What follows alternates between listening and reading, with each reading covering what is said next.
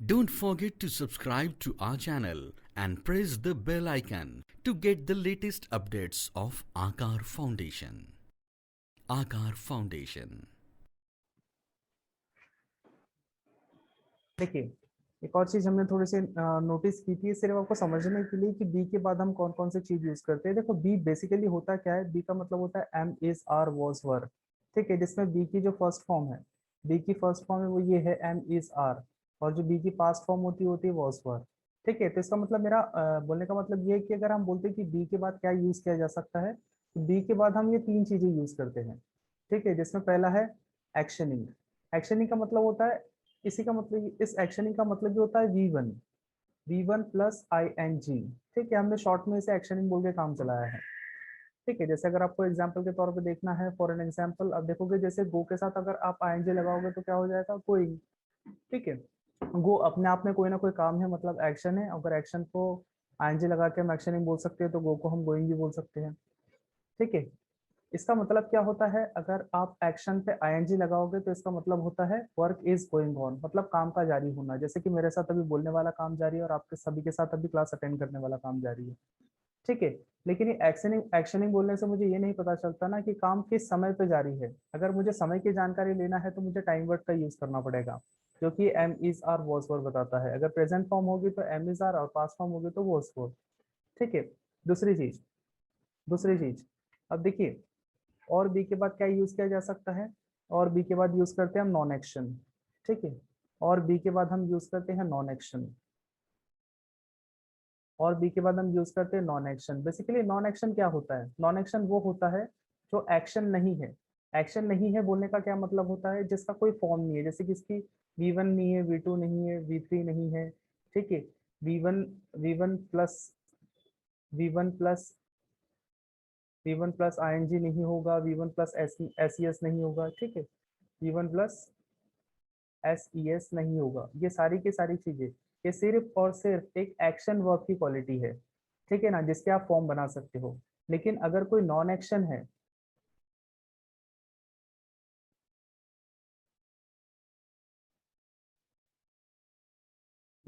देखिए अगर कोई नॉन एक्शन है, ठीक है, अगर कोई नॉन एक्शन है तो इसका मतलब हम उसकी इन ये सारी की सारी फॉर्म नहीं बना सकते। जैसे कि देखिए, जैसे कि वो नाम हो सकता है, जैसे कि वो नाम हो सकता है। देखिए, अगर मैं अपनी बात करूँ तो नाम। ठीक है, अपनी बात करोगे तो व्यक्ति मैं हूँ, मैं यहाँ लगाऊंगा एम, आई के साथ जो लगता है बेसिकली। ठीक है, मेरा प्रोफेशन क्या है, प्रोफेशन भी एक क्या है, नॉन एक्शन ही है। जैसे मेरा प्रोफेशन क्या है, टीचर। ठीक है, जैसे मेरा प्रोफेशन क्या है, टीचर। ये टीचर का भी आप कोई टीचर्स नहीं बना सकते इसे, एक्शन की बात कर रहा हूँ मैं। ठीक है ना, टीचर्ड नहीं बना सकते आप, इसकी ईडी नहीं लगा सकते। ठीक है, इसका आप टीचरिंग नहीं कर सकते। इसका मतलब ये बेसिकली है क्या, ये नॉन एक्शन है, एक ऐसा वर्ड जिसके हम फॉर्म्स नहीं बना सकते। ठीक है ना, उसी को हम बोलते हैं नॉन एक्शन। अंडरस्टूड। क्वालिटी, अब क्वालिटी हो सकती है गुड, क्वालिटी हो सकती है बैड। ठीक है, अब ये गुड बैड के लिए तो बहुत सारे वर्ड है। ठीक है ना, आप जितने चाहे लगा सकते हो। और तीसरी चीज हमने देखी है कि एक्शन की थर्ड फॉर्म बी के बाद। ठीक है ना, अगर एक्शन की थर्ड फॉर्म बी के बाद आ रही है तो या तो पैसिव होगा या चेंज इन कंडीशन होगा। वो चेंज इन कंडीशन क्या है हम आगे देखेंगे। ठीक है, दूसरी चीज देखिए, एक्शन की थर्ड फॉर्म और हम कहाँ यूज करते हैं, हैव हैज और हैड के बाद। अगर हैव हैज और हैड के बाद हम एक्शन की थर्ड फॉर्म यूज करें तो परफेक्ट टेंस कहलाएगा। ठीक है, अब जो मैं टाइम वर्ड आपको बता रहा था, बेसिकली टाइम वर्ड है क्या, आप यहाँ देख लीजिए, ये इतने सारे टाइम वर्ड है। ठीक है, ये इतने सारे टाइम वर्ड है। इसे टाइम वर्ड, आपने इसे हेल्पिंग वर्ब बोल, इसे आपने हेल्पिंग वर्ब सुना होगा अभी तक। ठीक है, इसे आप हेल्पिंग वर्ब भी बोलते हो, इसे आप हेल्पिंग वर्ब भी बोलते हो। ठीक है, इसी को मैंने टाइम वर्ड बोल के काम चलाया। टाइम वर्ड इसे इसीलिए बोला है कि इन्हीं सारे वर्ड के कारण, इन्हीं सारे वर्ड के कारण हमें किस चीज का पता चलता है, समय का। ठीक है ना, तो देखिए इस इन्हीं सारे वर्ड के कारण हमें किस चीज का पता चलता है, समय का। जैसे यहाँ पे देखिए, यहाँ पे अगर लिखा हुआ ये प्रेजेंट में है सारी की सारी चीजें। ठीक है, ये प्रेजेंट में है, do does have has am is are, ये प्रेजेंट में है। और इसी की अगर सेकंड फॉर्म, डू डस की सेकंड फॉर्म की बात करूँ तो वो डिड है, ये पास्ट के लिए बोला जाएगा। ठीक है, अब देखिए, जैसे कि मैंने आपको बताया था, देखिए नॉट हमेशा किसके बाद यूज होता है, नॉट नॉट। जब भी हमें निगेटिव सेंटेंस बनाना होता है तो हम किसका यूज करते हैं, नॉट का। जब भी हमें निगेटिव सेंटेंस बनाना होता है हम किस चीज का यूज करते हैं, नॉट का। और नॉट हमेशा किसके बाद यूज होता है, टाइम वर्ड के बाद। ठीक है, नॉट हमेशा किसके बाद होता है, टाइम वर्ड के बाद। और किसके पहले होगा, तो ये हमेशा वर्ब के पहले होगा। ये किसके पहले होगा, हमेशा वर्ब के पहले होगा, मतलब आपके एक्शन के पहले होगा। ठीक है, और ये जो बी लिखा जाता है, be, be as a particle, be जब लिखा जाता है तो बी हमेशा एक्शन के साथ लिखा जाता है, मतलब एक्शन के पहले लिखा जाता है। जैसे आप लिखते हो बी, ठीक है ना, और बी के बाद आप लिखते हो एक्शनिंग, ये किसके बाद हो गया, एक्शन के पहले। ठीक है, उसके बाद आपने देखा डू, उसके बाद हमने देखा सेंटेंस का स्ट्रक्चर। सबसे छोटा सेंटेंस का स्ट्रक्चर कौन सा होता है, सबसे छोटा सेंटेंस का स्ट्रक्चर होगा ये, subject plus verb plus object. अब ये इसकी जगह पे टाइम वर्ड, इसको जो वर्ब है, वर्ब दो तरीके के होते हैं आपको पता ही है, एक तो होता है आपका टाइम वर्ड और दूसरा होता है आपका एक्शन वर्ड। ठीक है ना, एक टाइम वर्ड और एक्शन वर्ड कुछ भी हो सकता है। जैसे सबसे छोटा स्ट्रक्चर अगर किसी सेंटेंस का होगा तो वो subject plus verb plus object. तीन तरीके के सेंटेंस हमें बेसिकली पढ़ना है। पहला है अपना असर्टिव सेंटेंस। असर्टिव सेंटेंस दो तरीके के होते हैं, एक अफर्मेटिव और एक निगेटिव। अफर्मेटिव सेंटेंस का स्ट्रक्चर यही रहा जो सबसे छोटा स्ट्रक्चर आपको बताया है कि सब्जेक्ट के बाद हमेशा आपको क्या देखने को मिलेगा, हेल्पिंग वर्ब। अगर हेल्पिंग वर्ब नहीं है तो आपको क्या देखने को मिलेगा, डायरेक्टली मेन वर्ब या एक्शन वर्ब। उसके बाद क्या होता है, ऑब्जेक्ट। ठीक है, जैसे एग्जाम्पल के तौर पर यहाँ पे लिखा है रौनक हैज टेकन फूड। ठीक है, अब इस सेंटेंस में तो आपको हेल्पिंग वर्ब है, लेकिन अगर हेल्पिंग वर्ब नहीं होता तो ये सेंटेंस कैसा लिखा जाता, जैसे subject plus main verb plus object. अब इसे सेंटेंस को अगर हमें लिखना है तो हम ऐसे लिख सकते हैं इसे, रौनक टेक्स फूड। ठीक है, अब इस सेंटेंस में देखिए सबसे छोटा स्ट्रक्चर है ये रौनक क्या है, सब्जेक्ट है, ये टेक्स क्या है, एक्शन है, या V1 भी बोल सकते हो आप इसे, V1 प्लस एस। ठीक है, और ये बचा हुआ क्या है, ऑब्जेक्ट। अब इसके बाद देखिए निगेटिव सेंटेंस। निगेटिव सेंटेंस के लिए हमने बोला भी था आपको, निगेटिव सेंटेंस जब भी आपको बनाना है तो आपको किस चीज़ की जरूरत होती है, नॉट की। और नॉट हमेशा कहाँ पे यूज होता है, नॉट हमेशा यूज होता है टाइम वर्ड के साथ। नॉट हमेशा यूज होता है टाइम वर्ड के साथ। अब यहाँ पे टाइम वर्ड के साथ ही आपको नॉट का यूज दिख रहा है। जैसे देखिए Raunak has not, Raunak has not. दो चीज बताई थी आपको कि नॉट हमेशा, नॉट की पोजीशन हमेशा कहाँ होगी, नॉट की पोजीशन हमेशा कहाँ होगी, नॉट की पोजीशन हमेशा होती है टाइम वर्ड के बाद और एक्शन के ठीक पहले। ठीक है ना, टाइम वर्ड के बाद और एक्शन के ठीक पहले। उसके बाद देखा इंटरोगेटिव सेंटेंस। इंटरोगेटिव सेंटेंस का मतलब होता है क्वेश्चन। बेसिकली जब आप किसी से प्रश्न पूछते हो, जब आप किसी से क्वेश्चन करते हो तो उसका मतलब होता है इंटरोगेट, इंटरोगेट करना, इंटरोगेशन। अब इंटरोगेटिव सेंटेंस दो तरीके के होते हैं। पहला होता है क्लोज एंडेड। क्लोज एंडेड मतलब ऐसा क्वेश्चन आप किसी से पूछते हो जिसका आंसर सिर्फ आपको यस और नो पे चाहिए। ठीक है ना, जिसका आंसर आपको सिर्फ यस और नो पे चाहिए। मतलब आप यस या नो पे, जिससे कॉन्वर्सेशन ही खत्म हो जाती है। मतलब आपने किसी से पूछा like here is example, like has Raunak taken food, has Raunak taken food. यहाँ पे जैसे एग्जांपल है हैज रौनक टेकन फूड।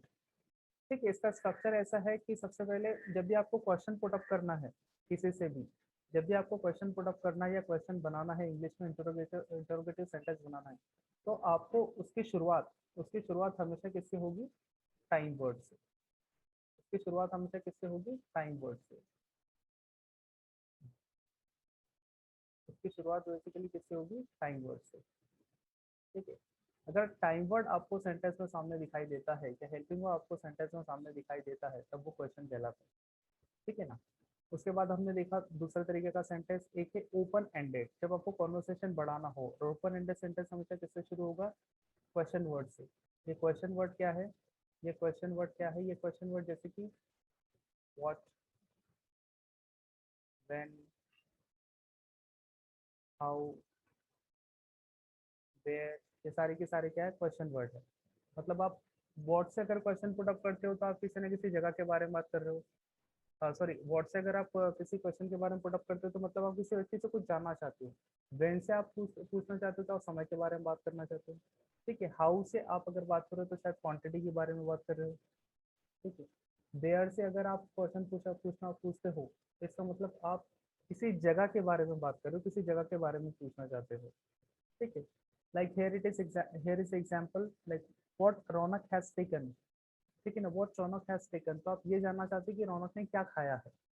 ठीक है, मतलब किसी न किसी चीज के बारे में जानकारी ले रहे हो। अब देखिए, टेंस हमने देखा था बेसिकली क्या होता है, time of action. Tense basically क्या होता है, time of action. Look, time time एक ऐसी चीज है which is constantly going on. ठीक है ना, समय एक ऐसी चीज है जो हमेशा चलती है, हमेशा चलती रहती है। और जब हमें जिस समय पे हमें ये पता चलता है कि कोई चेंज हुआ है, उसे हम बोलते टेंस। ठीक है, उसे हम बोलते टेंस। मतलब एक्शन किस समय पे हुआ है उसे हम बोलते टेंस। अब हम मैंने बोला कि एक्शन किस समय पे हुआ, मतलब काम किस समय पे हुआ है। तो काम दिखाने वाला शब्द क्या है, एक्शन। तो काम दिखाने वाला शब्द क्या है, एक्शन। तो इस एक्शन से ही तो हमें पता चलेगा, इस एक्शन वर्ड से ही तो हमें पता चलेगा कि समय किस समय, काम किस समय पे हुआ है। तो काम किस समय पे हुआ है मतलब प्रेजेंट, पास्ट या फ्यूचर, तीन में से एक ही जगह हुआ होगा। ठीक है, प्रेजेंट, पास्ट या फ्यूचर, तीन में से एक ही जगह हुआ होगा। तो मुझे पता कैसे चलेगा कि प्रेजेंट में हुआ है, पास्ट में हुआ है या फ्यूचर में हुआ है, तो ये इसकी फॉर्म बताती है। ठीक है ना, जैसे first form plus S E S होगा। अगर first form plus S E S है तो काम कब हुआ है, प्रेजेंट में। या आई एन जी है तो काम क्या है, वर्क इज गोइंग ऑन, जो भी मेरे साथ चल रहा है। और मैंने आपको कल भी बताया था कि जब भी हम एक्शन के सेकंड फॉर्म यूज करते हैं तो बात कब की होती है, सिर्फ और सिर्फ पास्ट की। ठीक है ना, सिर्फ और सिर्फ पास्ट की। पास्ट क्या होता है बेसिकली देख लो, तीन, पास्ट होता क्या है और प्रेजेंट क्या है। देखो, अगर ये टाइमलाइन अगर मैं निकालूं, इस तरीके की अगर मैं टाइमलाइन निकालता हूँ तो मेरी घड़ी में भी जितना समय हो रहा होगा, जैसे कि अभी मेरी घड़ी में समय हो रहा है 8:22। ठीक है, क्योंकि आज 8:22 क्या है, नाउ, मतलब मैं अभी की बात कर रहा हूँ, ये है प्रेजेंट। ठीक है, और इसके अगर मैं पीछे जाऊँ यहाँ से, अगर इस 8:22 से 1 मिनट भी अगर मैं पीछे जाऊँ तो ये क्या कहलाएगा, पास्ट। ठीक है, अगर इससे आगे निकलूँ तो ये क्या होगा, फ्यूचर। ठीक है, ठीक है ना। अगर मैं यहाँ की बात करूँ 8:22 तो मैं क्या कर रहा हूँ, तो ये एक्शनिंग हो जाएगा, क्योंकि मेरे साथ अभी काम क्या है, जारी है। एक्शनिंग किस चीज़ का, टीचिंग का, पढ़ाने वाला। आपके साथ भी काम जारी है, किस चीज़ का, स्टडिंग वाला। ठीक है, देखिए, तो इस समय के बाद जो कुछ भी होगा वो क्या होगा, फ्यूचर। इस समय के पहले जो कुछ भी हुआ है वो क्या है, पास्ट। ठीक है, तो मुझे एक्शन की फॉर्म से बता रही है, जैसे अगर मैं पास्ट में अगर कुछ करना जाऊँ, पास्ट में अगर कुछ बोलने जाऊँ तो मैं वी टू यूज करूँगा। ठीक है, मैं वी टू यूज करूंगा। देखिए, जैसे अभी तो मैं पढ़ा रहा हूँ लेकिन मैंने सुबह उठने वाला भी तो काम किया है, सुबह उठने वाला भी तो काम किया है। तो उठना होता है गेट अप। ठीक है, सुबह अगर मैं सुबह की बात करूँ तो मैं अगर समय लगा दूँ, गॉट अप एट 6 o'clock। ठीक है, गॉट अप एट 6 o'clock। देखिए, अब ये 8:22 तो अभी है ना। अगर मैं इसको 6 बजे से कंपेयर करूँ, 6 बजे से कंपेयर करूँ तो ये 6 बजे क्या हो जाएगा, सुबह की बात कर रहा हूँ ना मैं। 6 बजे की बात करूँ तो ये तो पास्ट हो जाएगा। और जब भी हम पास्ट के बारे में बात करते हो तो एक्शन की सेकंड फॉर्म यूज करता हूँ। ठीक है, तो एक्शन की सेकंड फॉर्म मुझे जानकारी ही तो दे रही है, किस चीज़ की, समय की जानकारी दे रही है। अब देखिए, अब क्लास के बाद की अगर मैं बात करूँ कि क्लास के बाद मैं क्या करूंगा, तो वो सारी चीजें फ्यूचर में चली जाएगी। और फ्यूचर बनाने के लिए मुझे किस चीज़ की जरूरत पड़ती है, विल या शैल की। हमने कल भी देखा था, आगे और देखेंगे, विल या शैल की। ठीक है, विल और शैल के बाद एक्शन की कौन सी फॉर्म आती है, हमेशा फर्स्ट फॉर्म। विल और शैल के बाद हमेशा एक्शन की कौन सी फॉर्म आती है, फर्स्ट फॉर्म।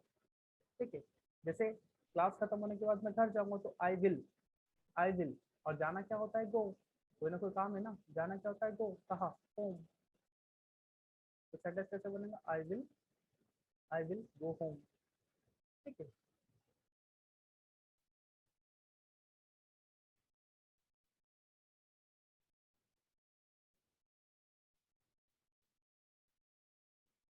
ठीक है।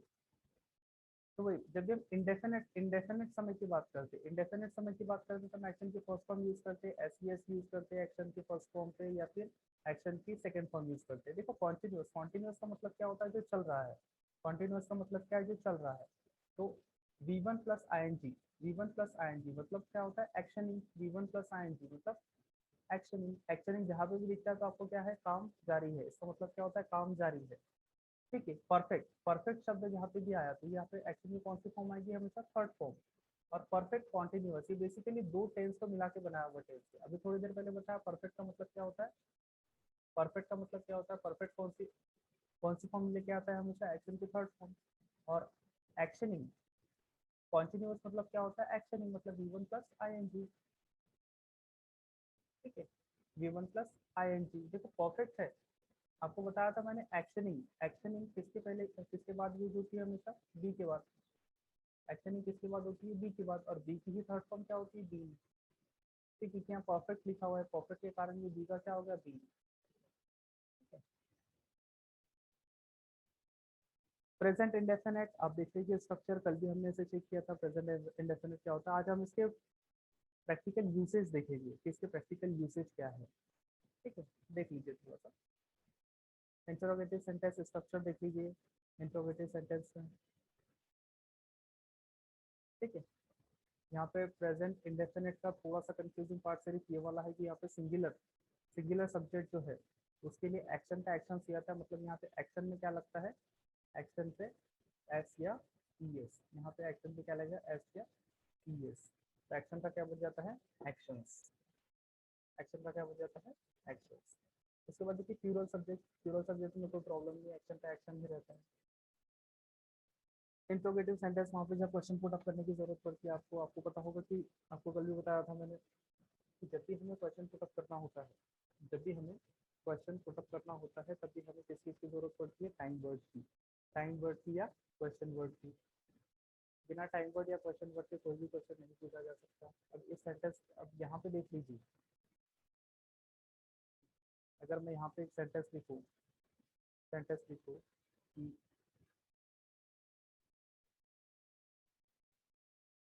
यू राइट, मैं लिखा हुआ है, you write letter, you write a letter. अगर मुझे इसी सेंटेंस का क्वेश्चन बनाना है, इसी सेंटेंस को अगर इंटरोगेटिव सेंटेंस बनाना है, तो इंटरोगेटिव सेंटेंस बनाने के लिए मुझे किस चीज़ की जरूरत है, किस चीज़ की जरूरत है, मुझे सबसे पहले तो मुझे जरूरत है टाइम वर्ड की। इंटरोगेटिव सेंटेंस बनाने के लिए मुझे किस चीज़ की जरूरत है, टाइम वर्ड की। ठीक है, इंटरोगेटिव सेंटेंस बनाने के लिए मुझे किस चीज़ की जरूरत है, टाइम वर्ड की। अगर टाइम वर्ड नहीं होगा तो वो सेंटेंस इंटरोगेटिव सेंटेंस बनेगा ही नहीं।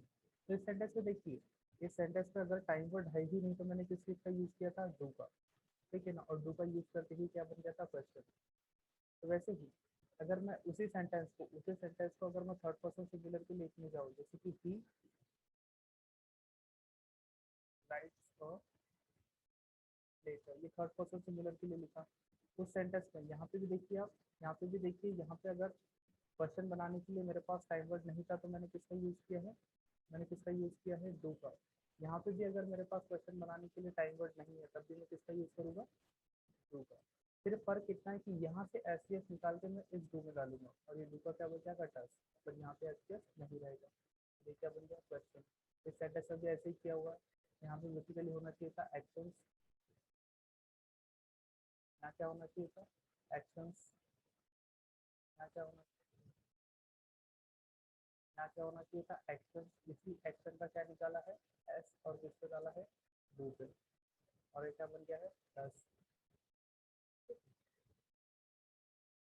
प्रेजेंट कॉन्टिन्यूअस, कॉन्टिन्यूअस शब्द जहाँ पे भी आएगा, कॉन्टिन्यूअस शब्द जहाँ पे भी आएगा, इसका मतलब एक्शन पे आईएनजी आएगा, एक्शन का आईएनजी आएगा। प्रेजेंट की बात कर रहे हैं तो देखो बी, देखिए प्रेजेंट कॉन्टिन्यूअस शब्द जहाँ पे भी आएगा क्या आएगा, एक्शनिंग। और प्रेजेंट की बात कर रहे हैं, प्रेजेंट की बात कर रहे हैं तो क्या आएगा, एम इज आर। तो किसकी फॉर्म है, बी की ही, बी की ही फर्स्ट फॉर्म है, बी की ही फर्स्ट फॉर्म है। आप सामने टेबल में जाके चेक कर सकते हैं, बी की ही फर्स्ट फॉर्म है, और बी के बाद ही क्या यूज होता है, actually.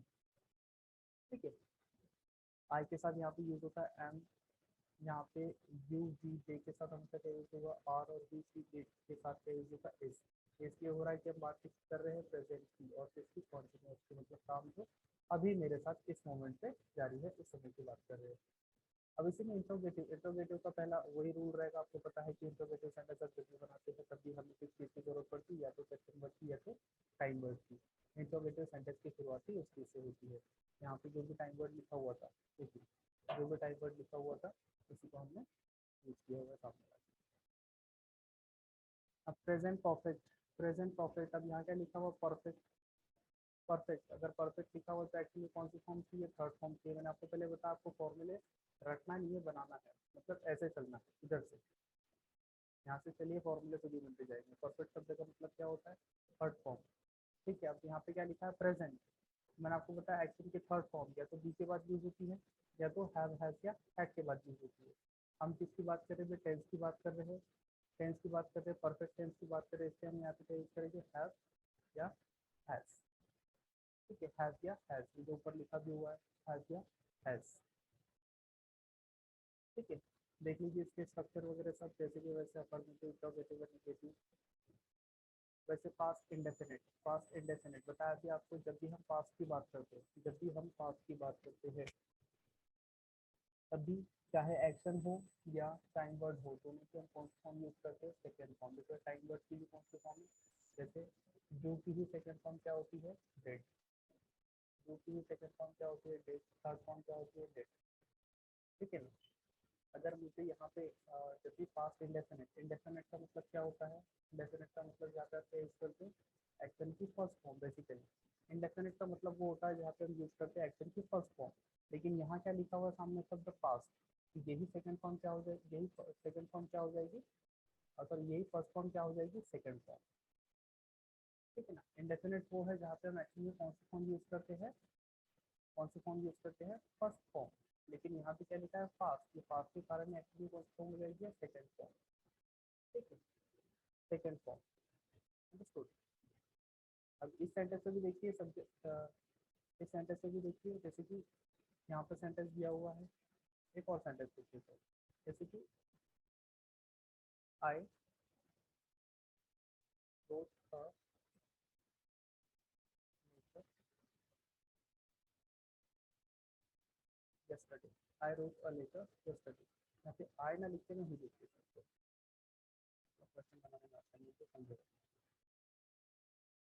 He wrote a letter yesterday. अब देखिए यहाँ पे सब्जेक्ट, यहाँ पे सब्जेक्ट, सब्जेक्ट कोई भी हो इससे कोई फर्क नहीं पड़ता, यहाँ पे सब्जेक्ट कोई भी हो इससे कोई फर्क नहीं पड़ता। उसके बाद एक्शन की आनी कौन सी फॉर्म है, अगर पास्ट इंडेफिनिट की बात करें तो एक्शन की सेकंड फॉर्म ही आनी है। मैं इस ही की जगह पे कुछ भी लिख सकता हूँ, इस ही की जगह पे यहाँ पे कोई भी सब्जेक्ट डाल सकता हूँ। He wrote a letter yesterday, he wrote a letter yesterday. आप इस सेंटेंस में भी देखिए, इस सेंटेंस में भी आपको यहाँ पे क्वेश्चन बनाने के लिए, इस सेंटेंस में भी आपको यहाँ पे इंटरोगेटिव, ये तो अफर्मेटिव ठीक है, लेकिन इस सेंटेंस में भी यहाँ पे आपको क्वेश्चन बनाने के लिए, इंटरोगेटिव सेंटेंस बनाने के लिए आपको टाइम वर्ड नहीं दिया है, जो कि रिक्वायरमेंट है किस चीज़ की, इंटरोगेटिव सेंटेंस की। इंटरोगेटिव सेंटेंस की क्या है, रिक्वायरमेंट। अब देखिए, जो पहले हमने इसके पहले जो प्रेजेंट इंडेफिनिट के दो सेंटेंसेस देखे, प्रेजेंट इंडेफिनिट के दो सेंटेंसेस देखे, वहाँ पे भी हमको कुछ टाइम वर्ड दिखा नहीं क्वेश्चन पे, या टाइम वर्ड दिखा नहीं सेंटेंस में क्वेश्चन बनाने के लिए, तो हमने वहाँ पे क्या यूज़ किया था, डू का। तो हम यहाँ पे भी किस चीज़ का यूज़ करेंगे, डू का। और जैसे चेंजेस हमने इस सेंटेंस यहाँ पे किए थे, ठीक है, जैसे चेंजेस हमने यहाँ पे किए थे डू पे, वैसे ही चेंजेस हम किसमें करेंगे, इस डिड पे। वैसे ही चेंजेस हम किसमें करेंगे, इस डू पे। तो यहाँ पे क्या कौन सी फॉर्म लिखी है, सेकंड फॉर्म, और यहाँ पे स्पेशल वर्ब की कौन सी फॉर्म दी है, फर्स्ट फॉर्म। यहाँ पे मुझे क्या, यहाँ पे मुझे क्या चाहिए, सेकंड फॉर्म। अगर मैं यहाँ पे सेकंड फॉर्म करता हूँ, यहाँ सेकंड फॉर्म करता हूँ, तो यहाँ कौन सी फॉर्म बचेगी, फर्स्ट फॉर्म। इसका मतलब यहाँ क्या आना चाहिए, यहाँ क्या आना चाहिए, राइट। और यहाँ पे क्या आना चाहिए, दो की सेकंड फॉर्म, तब दो की सेकंड फॉर्म मतलब। अब निगेटिव सेंटेंस बनाने के लिए आपको जरूरत पड़ती है नॉट की, और नॉट हमेशा आता है फिर टाइम वर्ड। ठीक है, अगर उसी सेंटेंस को बनाते हो तो he did not, he did not write अ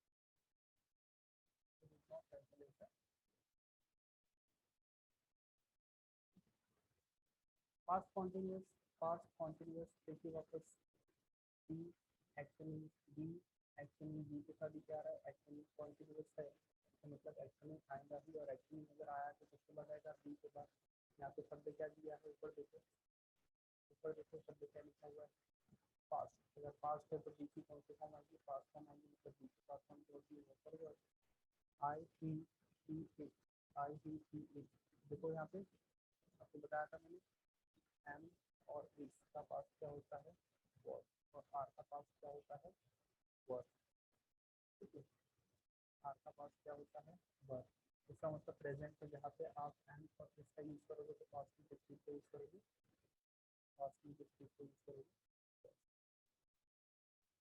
ठीक है अगर प्रेजेंट आप आर का यूज करते हो तो पास्ट में किस चीज को यूज करोगे वर्ड का अब उसके बाद एक्शन क्या दिखाई देगा वैसे ही इंट्रोगेटिव सेंटेंस बनाने के लिए आपने वॉसवर्ड को सामने लेके आया इंट्रोगेटिव सेंटेंस बनाने के लिए आपने किसको वॉसवर्ड को सामने लेके आया इंट्रोगेटिव सेंटेंस बनाने के लिए आपने क्या किया वॉसवर्ड को सामने लेके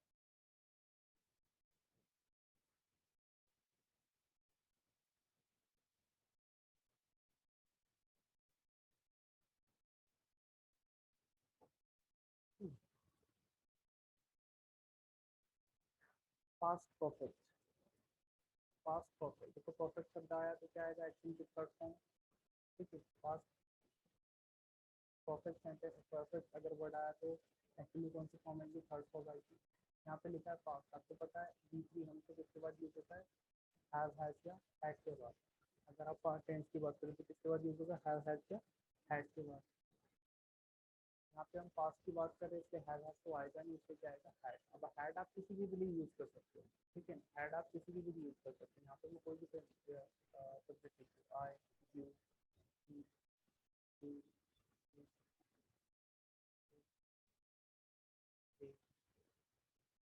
किसी की भी बात कर लीजिए उसके बाद क्या आएगी दूसरा हैड जैसे जो चाहिए कोई चेंजेस नहीं आएगा उसके बाद ठीक है इसी स्ट्रक्चर के अकॉर्डिंग आप देखिए जो सेंटेंस यहाँ पे you had written later you had written later he had written from later या affirmative sentence में जो positive वाला उसके बाद interrogative sentence you had to हमने यहाँ पे had to था उसी के हमने नेगेटिव सेंटेंस बनाए उसी के नेगेटिव सेंटेंस बनाए नेगेटिव सेंटेंस बनाने के लिए आपको यूज किया जाता है फ्यूचर इंडेफिनिट आपको बताया था इंडेफिनिट शब्द यहाँ पे दिया जाता है एक्चुअली कौन से समय की फर्स्ट फॉर्म अगर प्रेजेंट होगी तो फर्स्ट फॉर्म पास्ट होगी तो ये फर्स्ट फॉर्म क्या हो जाएगी सेकंड फॉर्म अब यहाँ पे एक और शब्द ऐड हुआ है एक और शब्द ऐड हुआ है क्या है फ्यूचर तो फ्यूचर होता नहीं है फ्यूचर हमें बनाना पड़ता है ठीक है ना फ्यूचर होता नहीं है फ्यूचर हमें बनाना पड़ता है और फ्यूचर बनाने के लिए हमें दो शब्दों की जरूरत पड़ती है फ्यूचर ठीक है बट इसकी यूसेज थोड़े से अलग है विल और शैल इसकी यूसेज थोड़े से अलग है तो यूसेज जो हमने कल डिस्कस किए थे आज एक और बार बता देता हूँ ठीक है यदि हम शैल का यूज आई और वी की नहीं करते यदि हम शैल का यूज आई और वी की नहीं करते और अदर सब्जेक्ट मतलब क्या हुआ जो बच्चे जैसे ही she it they we they he she it they और यू अगर हम अदर सब्जेक्ट का यूज अगर हम विल के साथ करते हैं तो वो कैटेगरी कैसे हो जाएगी मतलब आप फ्यूचर में जो भी करने या बोलने वाले वो क्या होगा नॉट फिक्स होगा ठीक है सिंपल नॉट फिक्स होगा जैसे इंटेंशन हो सकता है ओपिनियन हो सकते हैं बोले कि आई शैल हेल्प यू मतलब वो करने के लिए मैं बाध्य नहीं हूँ अगर मैं बोले कि आई शैल हेल्प यू तो करने के लिए मैं बाध्य नहीं हूँ मतलब वो करूँगा ही इसकी कोई गारंटी नहीं है ठीक है लाइक फ्यूचर एक्शन हो सकता है मैं आज विल कम हियर टुमारो इसका मतलब क्या होगा यहाँ पे देखो ये आंट क्या है आंट सर आपका साउंड थोड़ा कम है बी अ लिटिल लाउडर हो गया थर्ड पर्सन कैटेगरी में सिर्फ अदर सब्जेक्ट चला गया ना ये अदर सब्जेक्ट हो गया देखिए यहाँ अदर सब्जेक्ट हो गया अगर ये अदर राहुल सर फिर अदर सब्जेक्ट के बाद विल यूज हो रहा है अदर सब्जेक्ट के बाद अगर विल यूज हो रहा है तो इसका मतलब ये भी काम आएगी ना आएगी इसकी कोई गारंटी नहीं लेकिन अगर वाइस वर्सा करूँ मतलब यहाँ पे अगर विल सर आवाज ही नहीं आ रहा थोड़े जोर से बोलना अगर विल का यूज मैं आई और वी के साथ करूँ तो कैटेगरी कैसे हो जाएगी फिक्स और शैल का यूज अगर मैं अदर सब्जेक्ट मतलब बी वाले अदर सब्जेक्ट के साथ अगर शैल का यूज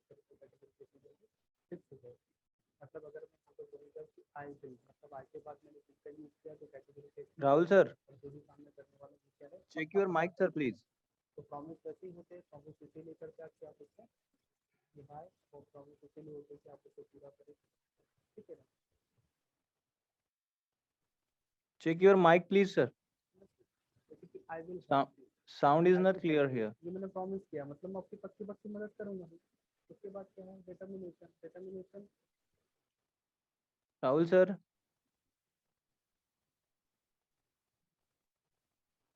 साउंड देख लीजिए, आपका साउंड माइक देख लीजिए एक बार।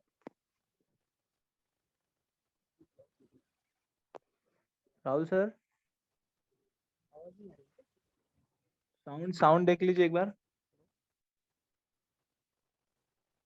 आवाज नहीं आ रही है? हाँ, आवाज क्लियर नहीं है और लोअर साउंड है। वो माइक आपने शिफ्ट किया क्या कहीं?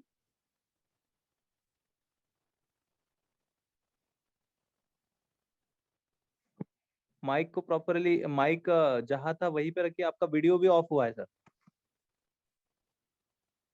हेलो हेलो, वीडियो भी ऑफ हुआ है और आपका आपका साउंड बहुत कम आ रहा है। कम आ रहा है क्या? हाँ हाँ हाँ।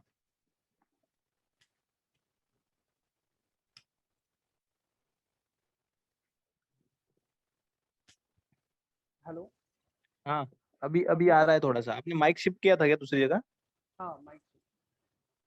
हाँ, माइक वहीं पे रखिए। और दूसरी चीज उसको मतलब बैकग्राउंड नॉइस आ रहा है उसमें थोड़ा सा, साउंड क्लियर नहीं है, तो उसको थोड़ा सा आपके बॉडी के थोड़ा दूर रखो ताकि वो हिल ना जाए। ठीक है, अभी आ रहा है? हाँ आ रहा है, लेकिन बैकग्राउंड नॉइस आ रहा है उसमें। फैन फैन ऑन रख करा क्या आपने? फैन फैन को ऑफ कर दीजिए ना सर, क्योंकि उसमें बैकग्राउंड नॉइस आ रहा है। अभी आ रहा है क्या? हाँ, फैन ऑन था क्या? हाँ फैन ऑन। हाँ हाँ, नहीं, अभी फैन को ऑफ कर दीजिए थोड़ी देर के लिए और फिर आए, अभी क्योंकि क्लियर आ वो रहा क्या है? कर रहा है, बैकग्राउंड नॉइस कैप्चर कर रहा है। अभी हाँ, नहीं, अभी फैन बंद होने के बाद हो जाएगा वो।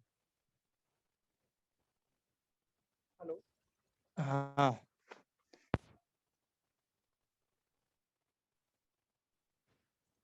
हाँ जी, बोलिए बोलिए अभी।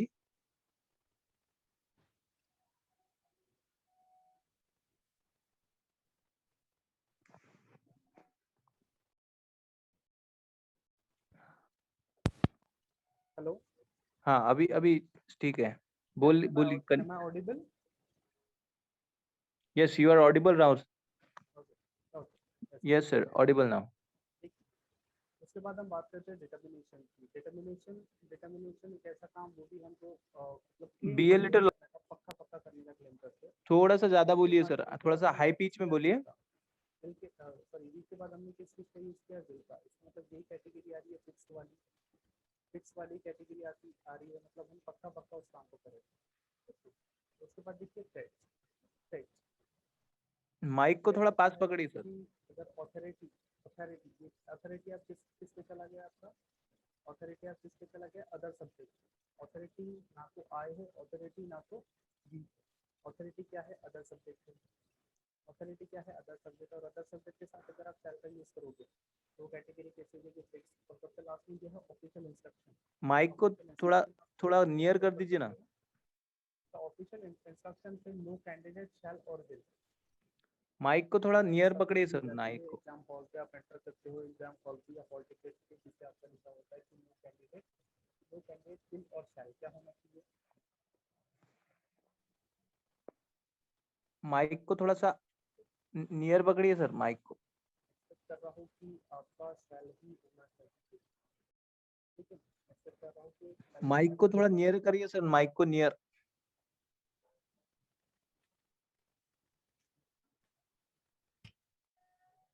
पहले जहाँ पे था वहीं पे रखिए, पहले शायद आई थिंक कॉलर को था ना पहले। ठीक है, अभी आ रहा है क्या आवाज आपको? हाँ हाँ, अभी क्लियर आ रहा है, बिल्कुल क्लियर आ रहा है। नहीं, बिल्कुल थोड़ा सा क्लियर आ रहा है। डाउनलोड भी किया तो चलता, थोड़ा हाँ डाउनलोड ठीक, भी किया तो चलेगा। हाँ ठीक। ओके। आ रहा है ना बॉस क्लियर? हाँ हाँ हाँ, अभी ठीक। ठीक। तो ऑफिशियल इंस्ट्रक्शन जैसे कि आपने देखा होगा कि आपके हॉल टिकट वगैरह पे लिखा होता है कि नो कैंडिडेट विल और शैल। क्या लिखा होता है? हमेशा शैल।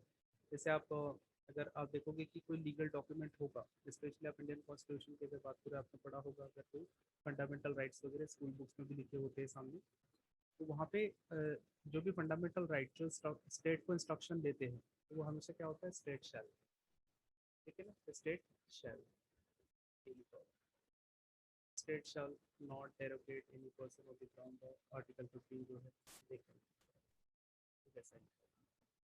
उसके बाद आता है फ्यूचर कॉन्टिन्यूअस। फ्यूचर कॉन्टिन्यूअस ये भी कोई एक टेंस नहीं है, फ्यूचर कॉन्टिन्यूअस बेसिकली दो टेंस को मिला के बनाया होगा। पहला कौन सा है, पहला है फ्यूचर और दूसरा कौन सा है, कॉन्टिन्यूअस। अभी हमें से फॉर्मूला अगर हमें इसका जानना है तो हमें कैसे जाना पड़ेगा, रिवर्स डायरेक्शन पे, राइट टू लेफ्ट। तो देखिए कॉन्टिन्यूअस लिखा है तो कॉन्टिन्यूअस के लिए हमने क्या लिखा है, हमेशा एक्शनिंग, मतलब एक्शन का आईएनजी आता है इसलिए कॉन्टिन्यूअस होता है, ठीक है। और जब भी एक्शन में आईएनजी मतलब एक्शनिंग होता है वो किसके बाद लिखा जाता है, बी के बाद, तो बी भी लिख दिया, ठीक है, बी भी लिख दिया। और प्रेजेंट सॉरी फ्यूचर के लिए हम क्या यूज करते थे, क्या यूज करते हैं, विल और शैल। ये बन गया आपका पूरा का पूरा formula, will be shall be actioning, will shall be actioning, ठीक है। सब्जेक्ट आप कोई भी ले लो, कोई चेंजेस नहीं होने वाला, जैसे कि वैसे ही फॉर्मूला रहेगा, ठीक है। क्वेश्चन कुछ इस तरीके मतलब सेंटेंस कुछ इस तरीके से बनता है, ये अफर्मेटिव सेंटेंस है आपका, ठीक है, ये आपका इंटरोगेटिव सेंटेंस है, ये आपका नेगेटिव सेंटेंस है, ठीक है। He will be writing a letter, उसके बाद लिखा है will he be writing a letter, will he be writing a letter. देखिए बी की पोजीशन देखिए, बी की पोजीशन हमेशा किसके साथ है, एक्शन के साथ ही है, ठीक है। He will not be writing a letter, और नॉट की पोजीशन किसके साथ है, टाइम वर्ड के साथ, ठीक है। अब यहाँ पे देखिए एक और टेंस है नीचे, फ्यूचर परफेक्ट कॉन्टिन्यूअस। सब ये एक या दो नहीं, ये तो तीन टेंस है, फ्यूचर परफेक्ट कॉन्टिन्यूअस टेंस। देखिए अगर इस पे भी हम अगर ऐसे रिवर्स जाए तो यहाँ पे क्या लिखा है, कॉन्टिन्यूअस, और कॉन्टिन्यूअस के लिए हम क्या यूज करते हैं, एक्शन, ठीक है। एक्शन हमेशा किसके बाद यूज होती है, बी के बाद, ठीक है। मतलब ये कॉन्टिन्यूअस का प्रॉब्लम तो सॉल्व हो गया। अब क्या है परफेक्ट, क्या है परफेक्ट। अब परफेक्ट के लिए हम क्या यूज करते हैं, हैव हैज या हैड। बात फ्यूचर की कर रहे हैं, बात फ्यूचर की कर रहे हैं, तो ना तो हैज यूज कर सकते हैं, ना तो हैज यूज कर सकते हैं, और ना तो हैड यूज कर सकते हैं, तो क्या यूज करना पड़ेगा मुझे, हैव, ठीक है। परफेक्ट शब्द है, परफेक्ट शब्द है, इसीलिए यहाँ पे बी का क्या हो जाएगा, बीन, क्योंकि हैव के बाद एक्शन की कौन सी फॉर्म होती है, थर्ड फॉर्म। उसके बाद लिखा क्या है, फ्यूचर, मतलब क्या होगा, विल और शैल के बिना सेंटेंस पूरा नहीं होगा। देखिए he will not have written a letter। अब देखिए present perfect continuous, present perfect continuous, present perfect continuous. अब इसका भी सबसे पहले हम देख लेते हैं कि इसका स्ट्रक्चर कैसा होगा, स्ट्रक्चर कैसा होगा। तो स्ट्रक्चर थोड़ा सा सिमिलर ही है। देखिए सबसे पहले यहाँ पे क्या लिखा है, कॉन्टिन्यूअस। अगर कॉन्टिन्यूअस लिखा है, कॉन्टिन्यूअस लिखा है तो मुझे क्या चाहिए, एक्शन, ठीक है। शब्द क्या लिखा हुआ, इसके पहले क्या यूज होता है, हमेशा एक्शनिंग के पहले बी, एक्शनिंग के पहले हमेशा क्या लिखा होता है, बी, ठीक है। लेकिन यहाँ पे क्या शब्द लिखा है, परफेक्ट, तो परफेक्ट के लिए ही क्या हो जाएगा, बीन, ठीक है। और एक्शन की कौन सी फॉर्म है, ये तो ये है थर्ड फॉर्म, बी की थर्ड, बीन बी की थर्ड फॉर्म है ना। अगर ये थर्ड फॉर्म है तो इसके पहले, इसके बाद मुझे क्या चाहिए, इसके बाद मुझे क्या चाहिए, हैव हैज या हैड। यहाँ पे प्रेजेंट शब्द लिखा है तो इसकी वजह से क्या हो जाएगा, हैज या have। मतलब हैज या have been plus action, have या हैज बीन प्लस एक्शन, ठीक है। हैव या हैज बीन प्लस एक्शन। तो देखिए मैं आपको एक चीज बताता हूँ, जैसे कि दो सेंटेंस हो सकते हैं, जैसे दो सेंटेंस हो सकते हैं, मैं बताता हूँ पहले इसका डिफरेंस आप समझ लीजिए। कि अगर मैं बोलता हूँ कि I am teaching, I have,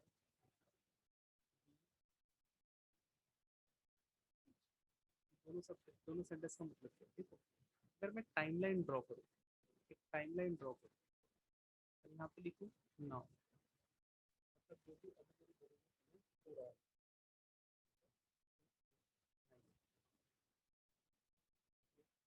line, शायद ये समय आपकी भी घड़ी में हो रहा होगा, 8:49। इसके बाद का जो भी समय होगा वो क्या होगा, फ्यूचर। इसके पहले जो कुछ भी हुआ है वो क्या है, ये क्या है, now। अब देखिए, अभी इस समय, अभी इस समय अगर मैं आजू बाजू देखता हूँ, अराउंड अगर देखता हूँ, अपने अराउंड अपनी सराउंडिंग में देखता हूँ, तो मुझे सारी चीजें क्या दिखाई देती है, सारी चीजें क्या दिखाई देती है, वर्क इज गोइंग ऑन। मतलब मैं अपने आजू बाजू अपने अराउंड देखता हूँ तो मुझे सारी की सारी चीजें क्या दिख रही है, चलती हुई नजर आ रही है। ठीक है, जैसे अपने आप को देखता हूँ तो मैं अभी क्या कर रहा हूँ, मेरे साथ बोलने वाला काम जारी है, मतलब कहीं ना कहीं मैं वर्क इज गोइंग ऑन की ही बात कर रहा हूँ। मतलब इस समय मैं क्या कर रहा हूँ, वर्क इज गोइंग ऑन, मतलब ये क्या है, लाइव एक्शन है, लाइव एक्शन। और लाइव एक्शन का मतलब भी क्या होता है, एक्शन ही, मतलब काम मेरे साथ जारी है बोलने वाला, इसलिए मैं क्या बोल सकता हूँ, आई एम टीचिंग, मैं भी पढ़ा रहा हूँ। ठीक है ना।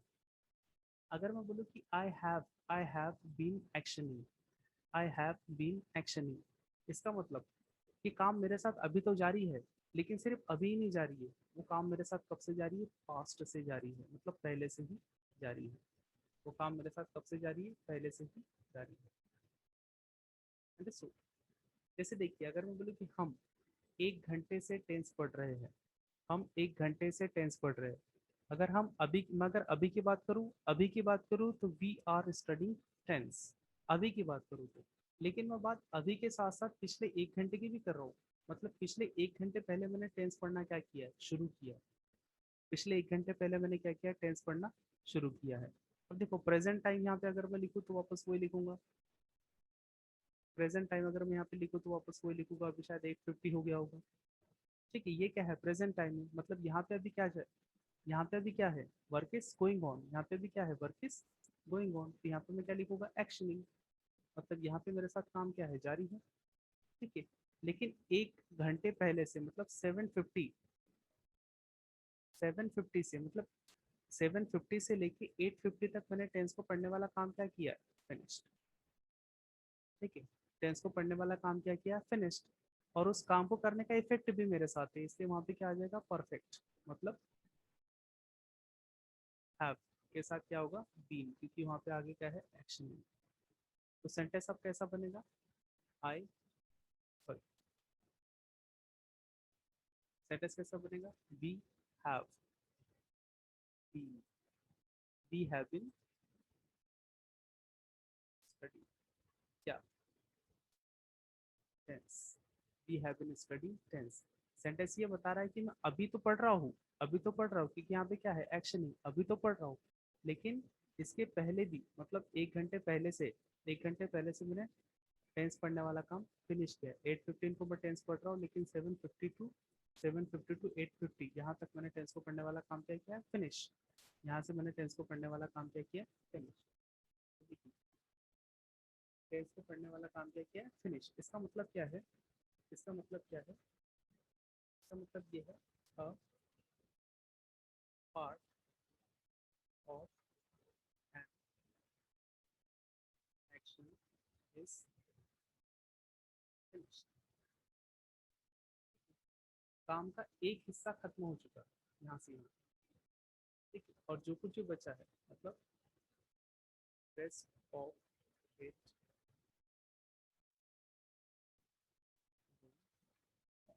Rest of it is going on, मतलब काम का कुछ हिस्सा खत्म हो चुका है, कुछ हिस्सा अभी भी चल रहा है, इसलिए हम इसे क्या बोलते हैं, प्रेजेंट परफेक्ट कॉन्टिन्यूअस। अब यहाँ पे मैंने जो बोला कि we have been studying tense, we have been studying tense, हम टेंस पढ़ रहे हैं, लेकिन कब से, 1 घंटे से, 1 घंटे से। ठीक है, 1 घंटे से। अभी जो से है, यहाँ पे से का ही लॉजिक है, से मतलब क्या हो गया, सिंस, फॉर या फ्रॉम। ठीक है, फ्रॉम को हम बाद में देखेंगे, सबसे पहले क्या देखते हैं, सिंस और फॉर को। देखो जहाँ पे सिंस और फॉर आया, सिंस और फॉर आया, तो उसके बाद हम क्या यूज करते हैं, टाइम का। और टाइम का यूज कैसे करते हैं, वर्ड में, फ्रेज में, सेंटेंस में, आगे है उसमें, इस तरीके से वर्ड में, फ्रेज में या सेंटेंस में। अब 1 घंटे से बोला है, 1 घंटे से बोला है, 1 घंटे से बोला है, अब देखते हैं आगे कैसे यूज करते हैं। सिंस और फॉर का यूज कैसे होता है, पहले वो देख लेते हैं। सिंस और फॉर का यूज कैसे होगा, पहले वो देख लेते हैं। देखो सिंस का यूज कैसे होता है, सिंस का यूज होता है स्पेशली पॉइंट ऑफ टाइम के लिए। सिंस का यूज कैसा होता है? पॉइंट ऑफ टाइम के लिए। अभी पॉइंट ऑफ टाइम क्या है? कोई स्पेसिफिक टाइम है, कोई स्पेसिफिक टाइम है। अभी स्पेसिफिक टाइम बोलने का मतलब क्या है? स्पेसिफिक टाइम बोलने का मतलब क्या है? अगर प्रेजेंट की बात करूँ तो अभी कितने समय हो रहा है? 8:55। 8:55 ये क्या है? नाउ। ठीक है। इसके बाद इसके पहले का जो भी समय है वो सारा के सारा क्या होगा? पास्ट का। एक बात ध्यान रखना, सिंस का यूज हमेशा पास्ट के लिए ही किया जाता है, ठीक है ना? पास्ट के लिए ही किया जाता है सिंस का यूज। अगर 8:55 के पहले की बात करूँ तो वो सारा समय क्या हो जाएगा? पास्ट का। ठीक है ना? पास्ट का। अब पास्ट का बोलने का मतलब क्या होता है कि कोई भी समय हो सकता है पास्ट का। लेकिन पास्ट में अगर किसी स्पेसिफिक टाइम की बात करूँ तो देखिए 7:55 को स्पेसिफिक टाइम है। ठीक है, 7:55 को स्पेसिफिक टाइम है। जैसे कि 6:55 को स्पेसिफिक टाइम है। ठीक है ना? ये क्या है? स्पेसिफिक टाइम है। जैसे कि डे कोई स्पेसिफिक टाइम है। डे कोई स्पेसिफिक टाइम है, जैसे कि कौन सा होगा? Sunday, Monday. ठीक है।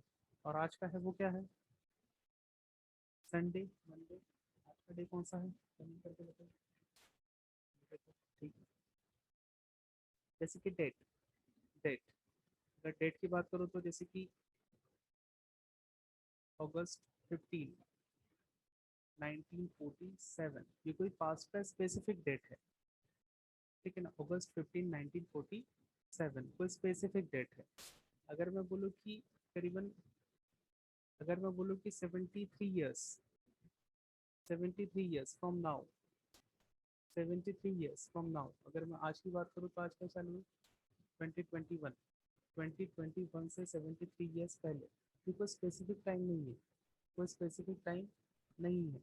अगर मैं 1947 की बात करूँ, अगस्त 15 1947 की बात करूँ तो ये कोई स्पेसिफिक समय होगा, लेकिन 73 ईयर्स स्पेसिफिक टाइम नहीं है।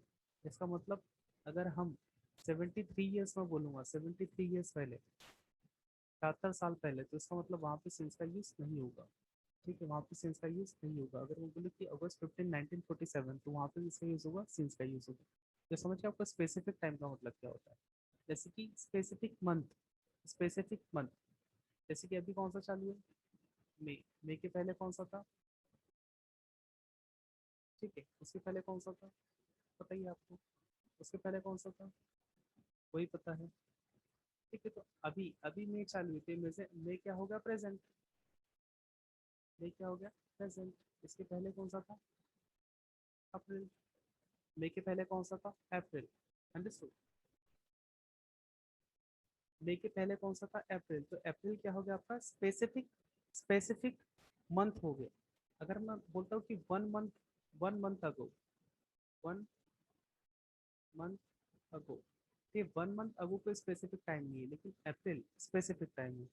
उसके बाद ईयर, जैसे ईयर का एग्जांपल ये भी है, ऊपर दिया हुआ है जो 1947। सीजन, सीजन ऑटम कुछ भी हो सकता है, स्प्रिंग, रेनी सीजन, मानसून, कुछ भी हो सकता है। ठीक है, एग्जांपल दिए हुए सिंस 1947, सिंस मंडे। ठीक है ना? सिंस मंडे, ये हो गया आपका पहला। यहाँ पे पहला यूज होगा सिंस का। दूसरा यूज सिंस का कहाँ हो सकता है? Part of a day. Part of a day मतलब समय के अगर हिस्से करोगे, 24 आवर के अगर आप हिस्से करोगे तो कौन कौन सा निकल के आता है? मॉर्निंग, ठीक है, नून, आफ्टरनून। ठीक है, उसी के बाद कौन सा आता है? इवनिंग। ये क्या है? समय के हिस्से है। अगर आप प्रॉपर मतलब स्पेसिफिक समय के हिस्से की बात कर रहे हो, स्पेसिफिक समय के हिस्से की बात कर रहे हो, तो वहाँ पे भी हम किसका यूज करते हैं? सिंस का। जैसे कि सिंस मॉर्निंग, जैसे कि सिंस डॉन। तो डॉन का मतलब होता है जब सूर्य उदय होने वाला होता है ना, जब मतलब सनराइज के पहले जो हल्की सी ब्राइटनेस होती है, उसको बोलते हैं डॉन।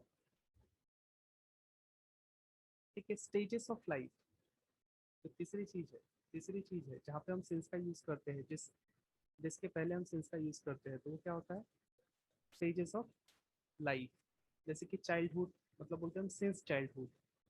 जैसे कि अडल्टहुड तो हम बोलते हैं सिंस अडल्टहुड। जैसे कि नेम ऑफ एन ओकेजन, चौथी चीज है name of an occasion. Name of an occasion, जैसे कि since Diwali, since his marriage, ये ओकेजन है। ठीक है, तो मतलब सिंस का यूज बेसिकली किया कहा जाता है, सिंस का यूज बेसिकली किया कहा जाता है, यहाँ लिख देता हूँ मैं, सिंस का यूज बेसिकली किया कहा जाता है पास्ट स्पेसिफिक टाइम। इसके लिए किया जाता है पास्ट स्पेसिफिक टाइम, आगे ध्यान में रखना। उसके बाद हम किसकी बात करें, फॉर की। सिंस का देख लिया, फॉर का मतलब क्या होता है, पीरियड ऑफ टाइम। फॉर का मतलब क्या होता है, पीरियड ऑफ टाइम। अभी थोड़ी देर पहले बताया मैंने, जैसे कि अभी समय हो रहा है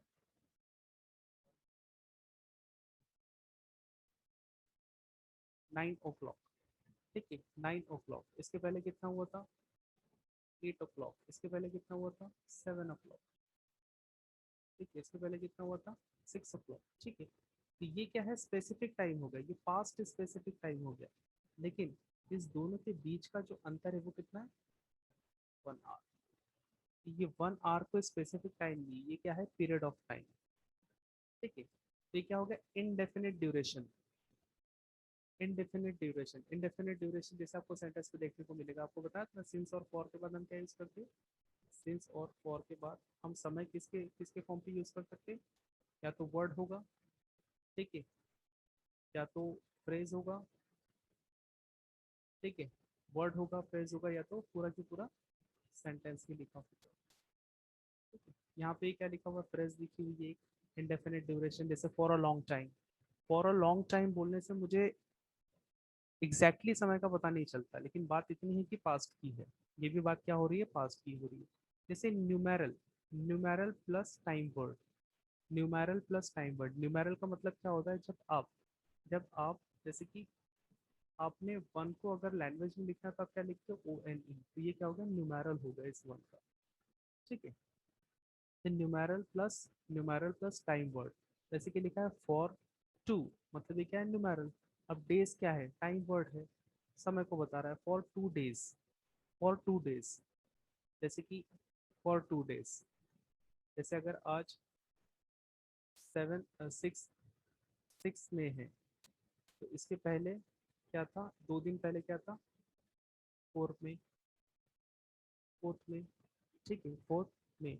अब ये 4th में क्या हो गया, स्पेसिफिक टाइम हो गया, लेकिन ये दोनों के बीच का जो टाइम है वो क्या हो गया, 2 days, ठीक है। तो अगर इसके लिए यूज करना पड़ता तो मैं क्या यूज करता, सिंस। अगर इसके लिए यूज करना तो मुझे क्या यूज करना पड़ेगा, फॉर। अब कैलकुलेटेड टाइम, कैलकुलेटेड टाइम, ठीक है ना। कैलकुलेटेड टाइम क्या है, for a century, for a century मतलब 100 साल। सेंचुरी मतलब क्या हो गया, 100 साल। जैसे ये बात करूँ, ये क्या हो गया, 2021, 2021, और सेंचुरी क्या हो जाएगी, 1921, ठीक है, 1921। ये दोनों के बीच का गैप क्या हो गया, 100 years का। दोनों के बीच का गैप क्या हुआ, 100 years का। अगर मैं 1921 की बात करता हूँ तो ये स्पेसिफिक टाइम था, 1921 की बात करता हूँ तो ये पास्ट स्पेसिफिक टाइम था, मतलब यहाँ क्या आता है, सिंस। लेकिन 100 years क्या है, कैलकुलेटेड टाइम है, यहाँ क्या आएगा, फॉर, ठीक है, यहाँ क्या आएगा, फॉर। जैसे और भी होता है कैलकुलेटेड टाइम, जैसे डेकेड होता है, ठीक है ना, डेकेड होता है।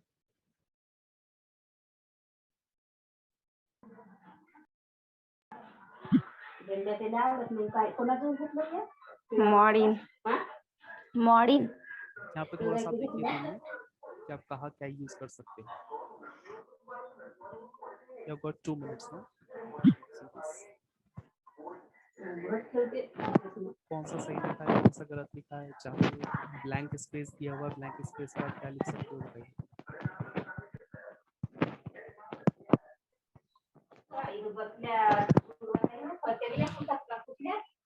हे पुसली का तू विचार बर दिला, पुसली असं की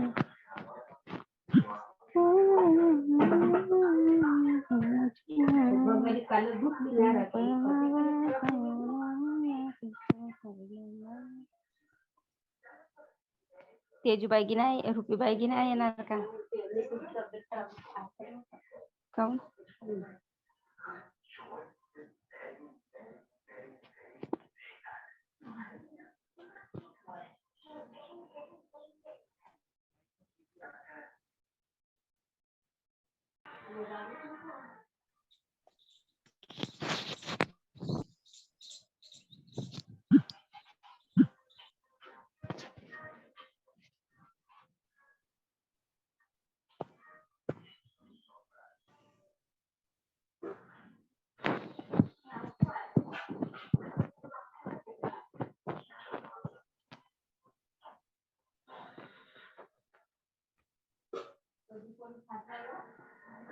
तूच खाचे राक्षी न केली.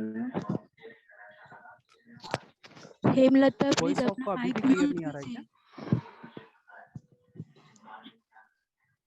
चैट सेक्शन में बताइए, वॉइस अभी भी क्लियर नहीं आ रहा है क्या?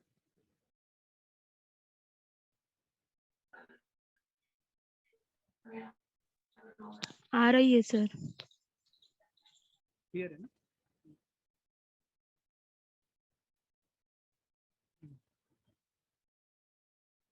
ये कुछ लिखा है, इसको प्लीज चैट सेक्शन में बताइए मुझे लिख के। जैसे since last Sunday, since he left the village, इसमें कौन सा करेक्ट है बताइए मुझे।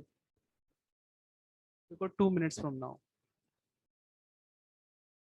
ट्राई कीजिए।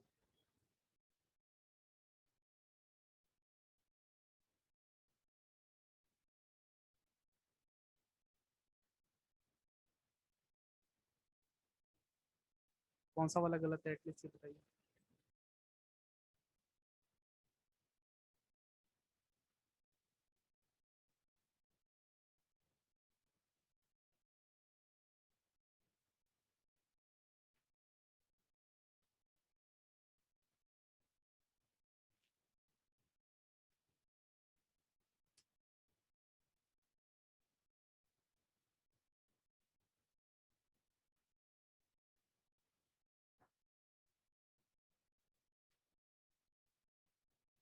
ठीक है, सिंस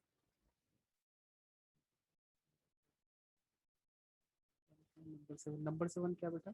1 2 3 4 5 6 7। नंबर 7 का क्या हुआ?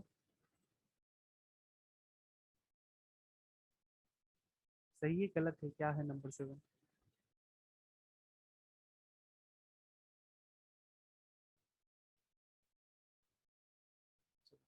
देख,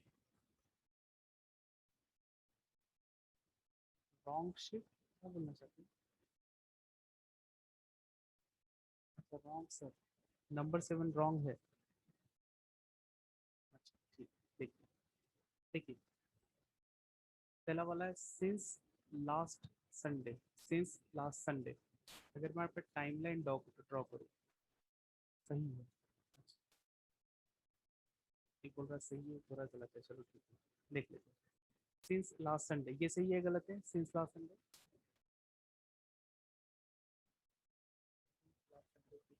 कैसे काउंट हो गया है? अगर मैं आज अज्यूम करके चलूँ कि आज संडे है, आज अज्यूम करके चलूँ कि आज संडे है, आज से 7 दिन पहले क्या था? संडे। तो संडे क्या है? स्पेसिफिक डे है ना? आपने यहाँ देखा नहीं क्या? देखो, पार्ट ऑफ अ डे, उसके पहले ऊपर वाला देखो, स्पेसिफिक टाइम के बाजू पे लिखा हुआ है डे, पहली जो चीज लिखी हुई है डे। तो लास्ट संडे क्या हो गया? स्पेसिफिक डे हो गया ना? अगर स्पेसिफिक डे के सामने सिंस यूज किया तो क्या गलत हुआ? I hope you understood. ये लिखा है since he left the village. Since he left the village, ये सही होगा गलत होगा?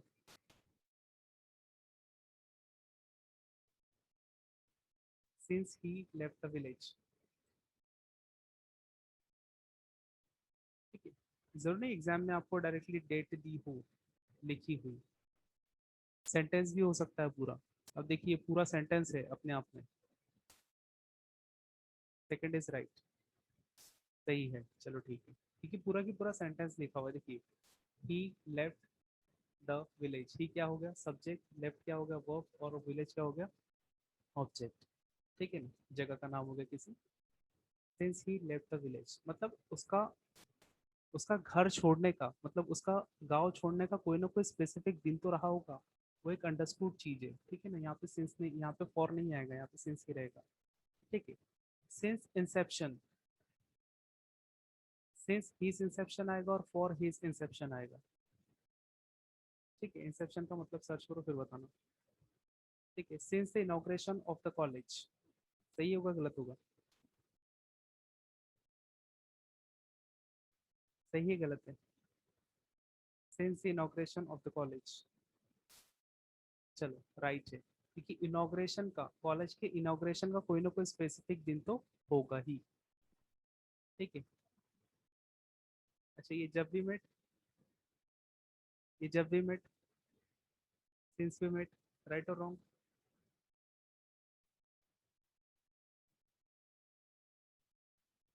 अच्छा, जब वी मेट भी राइट है, तो क्या होगा सिंस और फॉर? ये तो बताओ, कुछ लिखा ही तो नहीं उसके सामने।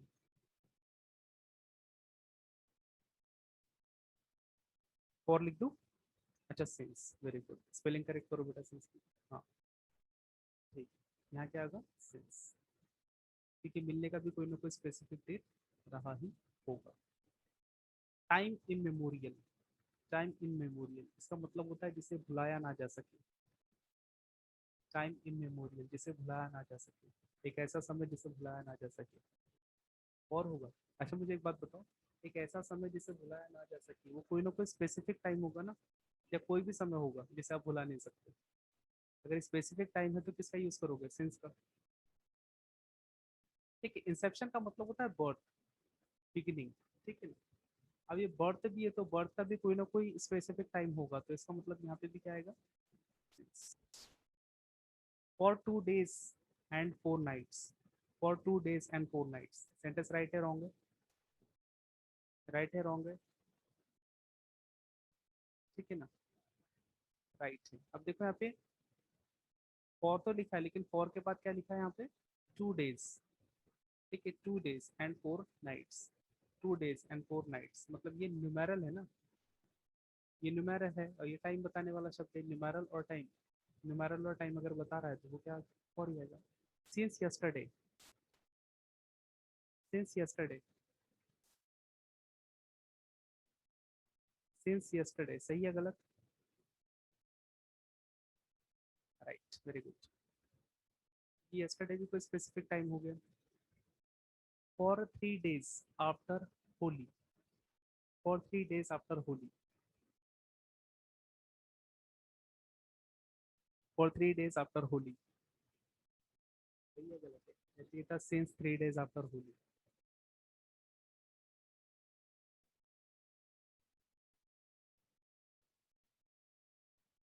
राइट है रॉन्ग? इस वाले सेंटेंस की बात करो, राइट या रॉन्ग? अच्छा फाइल, राइट, राइट।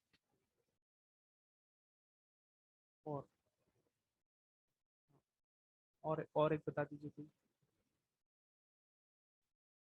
राइट, चलो ठीक है। देखिए यहाँ पे भी क्या आ रहा है? 3 days, 3 days मतलब न्यूमेरल प्लस क्या हो रहा है? न्यूमेरल प्लस डे यूज हो रहा है, न्यूमेरल प्लस टाइम यूज हो रहा है। इसका मतलब ये भी सेंटेंस क्या है? अपने आप में राइट है।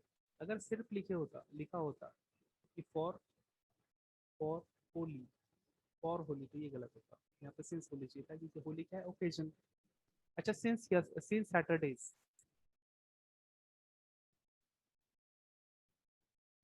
Since Saturdays,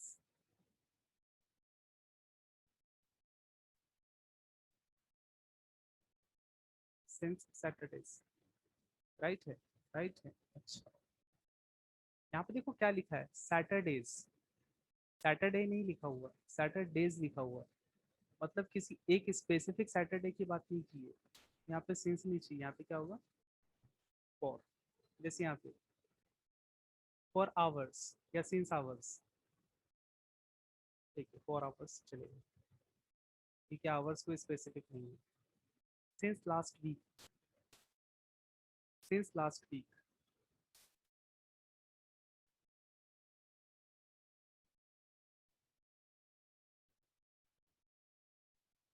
since last week, right है, ठीक है। अब नीचे वाला फॉर द लास्ट वीक,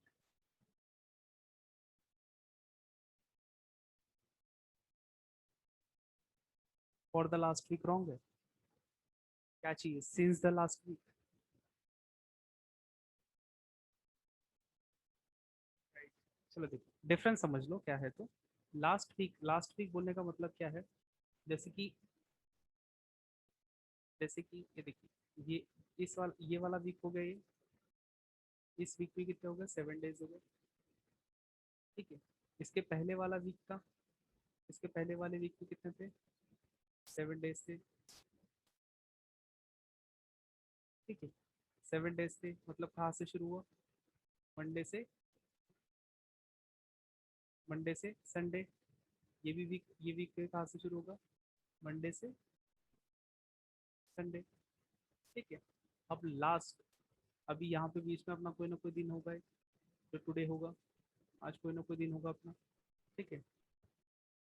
तो आज के दिन से लेके हम किसकी बात कर रहे हैं, मंडे से, मतलब जहां मंडे खत्म हुआ तो कौन सा दिन लग गया, जहां मंडे खत्म हुआ तो जहाँ पे संडे खत्म हुआ तो कौन सा दिन लग गया, मंडे का। मतलब हम कब की बात कर रहे हैं, उस उस वाले वीक के, उस वाले वीक के उस वाले वीक के संडे जैसे ही खत्म हुआ, संडे जैसे ही खत्म होगा तो कौन सा दिन लग गया, मंडे, ठीक है। तो मतलब ये कोई स्पेसिफिक समय हो गया। अब ये स्पेसिफिक लास्ट वीक क्या हो गया, स्पेसिफिक समय, लास्ट वीक मतलब पूरे के पूरे 7 डेज का एक वीक, लास्ट वीक। अब उसमें लास्ट डे जो था उसकी बात करें, और यहाँ पे स्पेसिफिकली हम किसकी चीज की बात करें, सिर्फ 7 डेज की, मतलब द लास्ट वीक का मतलब हो गया 7 डेज, ठीक है। द लास्ट वीक की हम बात कर रहे हैं जैसे ही वीक खत्म हुआ, जैसे ही वीक खत्म हुआ, 7 डेज का वीक जैसे ही खत्म हुआ, जस्ट उसके बाद की हम बात कर रहे हैं, तो कोई स्पेसिफिक टाइम, ठीक है। 7 डेज को स्पेसिफिक टाइम नहीं है, okay. Last week specific time, last week खत्म होने के बाद की बात कर रहे हैं। लिखा है past perfect continuous, past perfect continuous वापस ये भी तीन चीजों को मिलकर बना हुआ है, past perfect continuous, past perfect continuous तीनों चीजों को मिलकर बना हुआ है, ठीक है। कॉन्टिन्यूअस से इसलिए एक्शनिंग है, एक्शनिंग किसके बाद यूज होती है, बी के बाद, किसके बाद होती है, बी के बाद। लेकिन यहाँ पे कौन सा शब्द लिखा है, परफेक्ट। अगर मैं यहाँ पे लिखूँ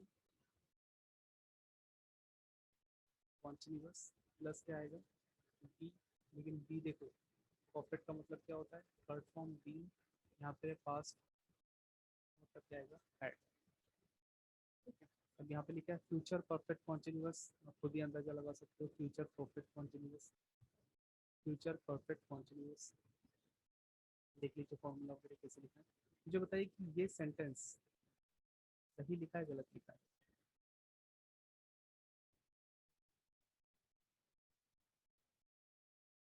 ये वाला सेंटेंस बताइए सही लिखा है, गलत लिखा है, कमेंट में बताइए बस।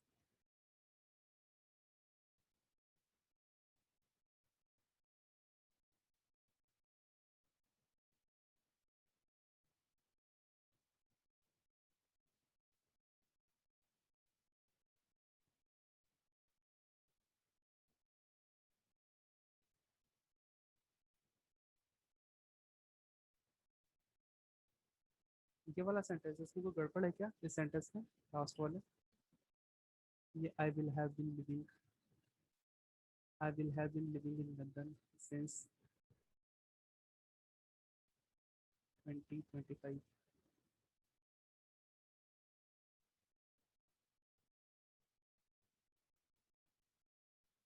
ठीक है बोलते हैं आप लोग, है ना।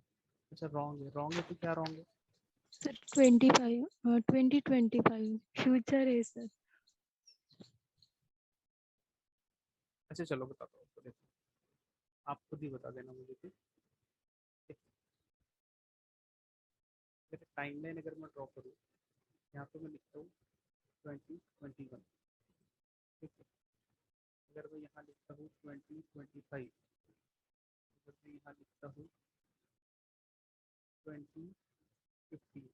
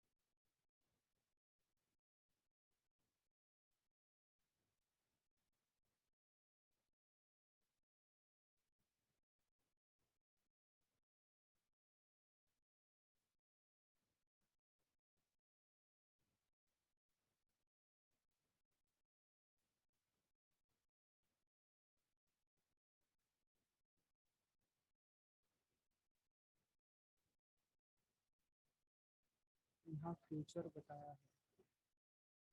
अच्छा, फ्यूचर बताया है। और क्या हो सकता है फ्यूचर बताया है?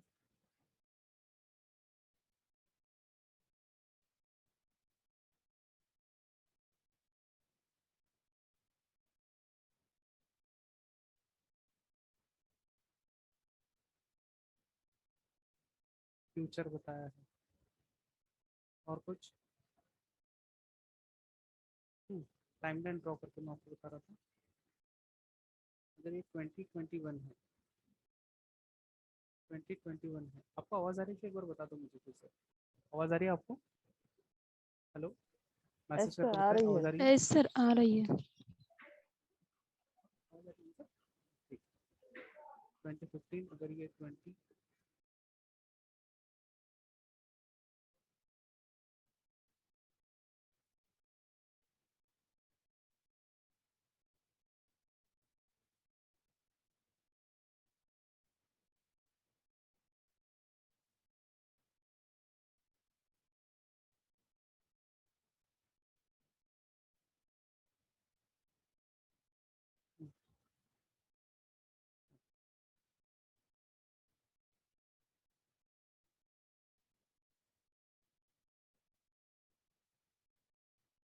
ये 2015 है,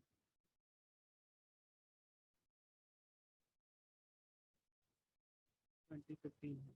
ये देखिए, ये तो प्रेजेंट हो गया, ये पास्ट हो गया,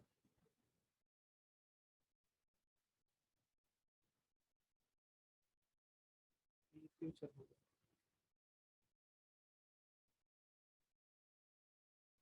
ठीक है, ये फ्यूचर हो गया।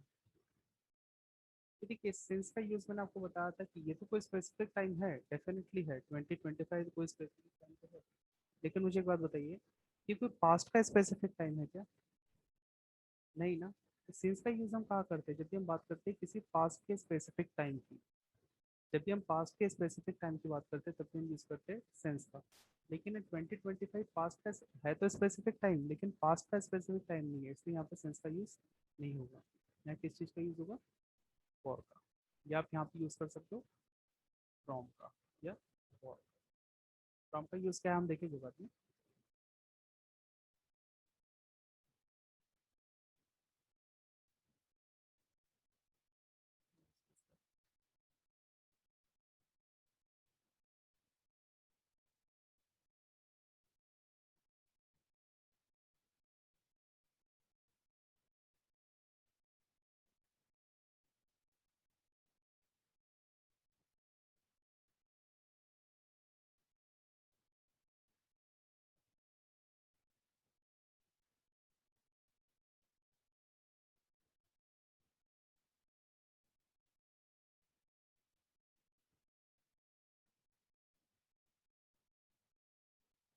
ठीक है, तो अब तक हमने जो कुछ भी देखा वो सारा बेसिक लेवल का टेंस का।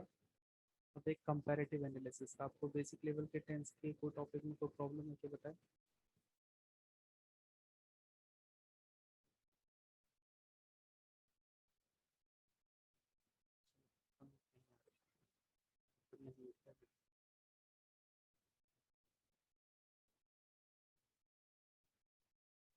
ठीक है, अब देखते हैं कंपैरेटिव एनालिसिस। कंपैरेटिव एनालिसिस का मतलब है कि हम दो टेंस को साथ में रखेंगे और दो टेंस को साथ में रखने के बाद चेक करेंगे।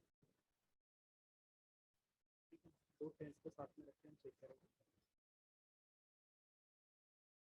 कि लिखा जा सकता है कि नहीं लिखा जा सकता है, ऐसे जैसे कि सेंटेंस नीचे लिखे हुए हैं। ठीक है, बताए ये वाला, ये पूरे सेंटेंस,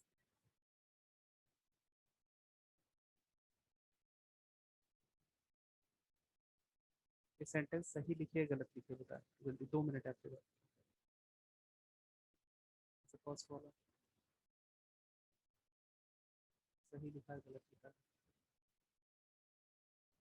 जैसे Ravi is always going for a walk, he is often telling his childish stories. Veena is frequently coming late. Veena is every morning taking exercise. My friend tells a lie often. She daily comes late. He is not saving any money, hardly.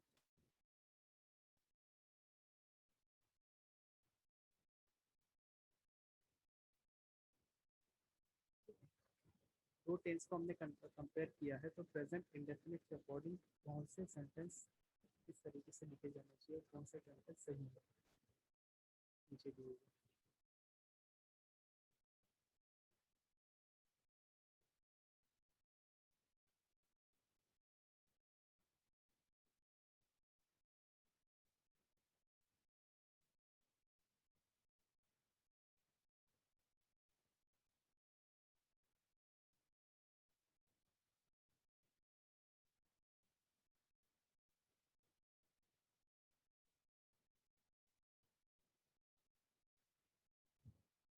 ठीक है, तो भाई आप ये तो नहीं सोच रहे कि यहाँ पे होना चाहिए था कि Ravi Ravi always goes for a walk,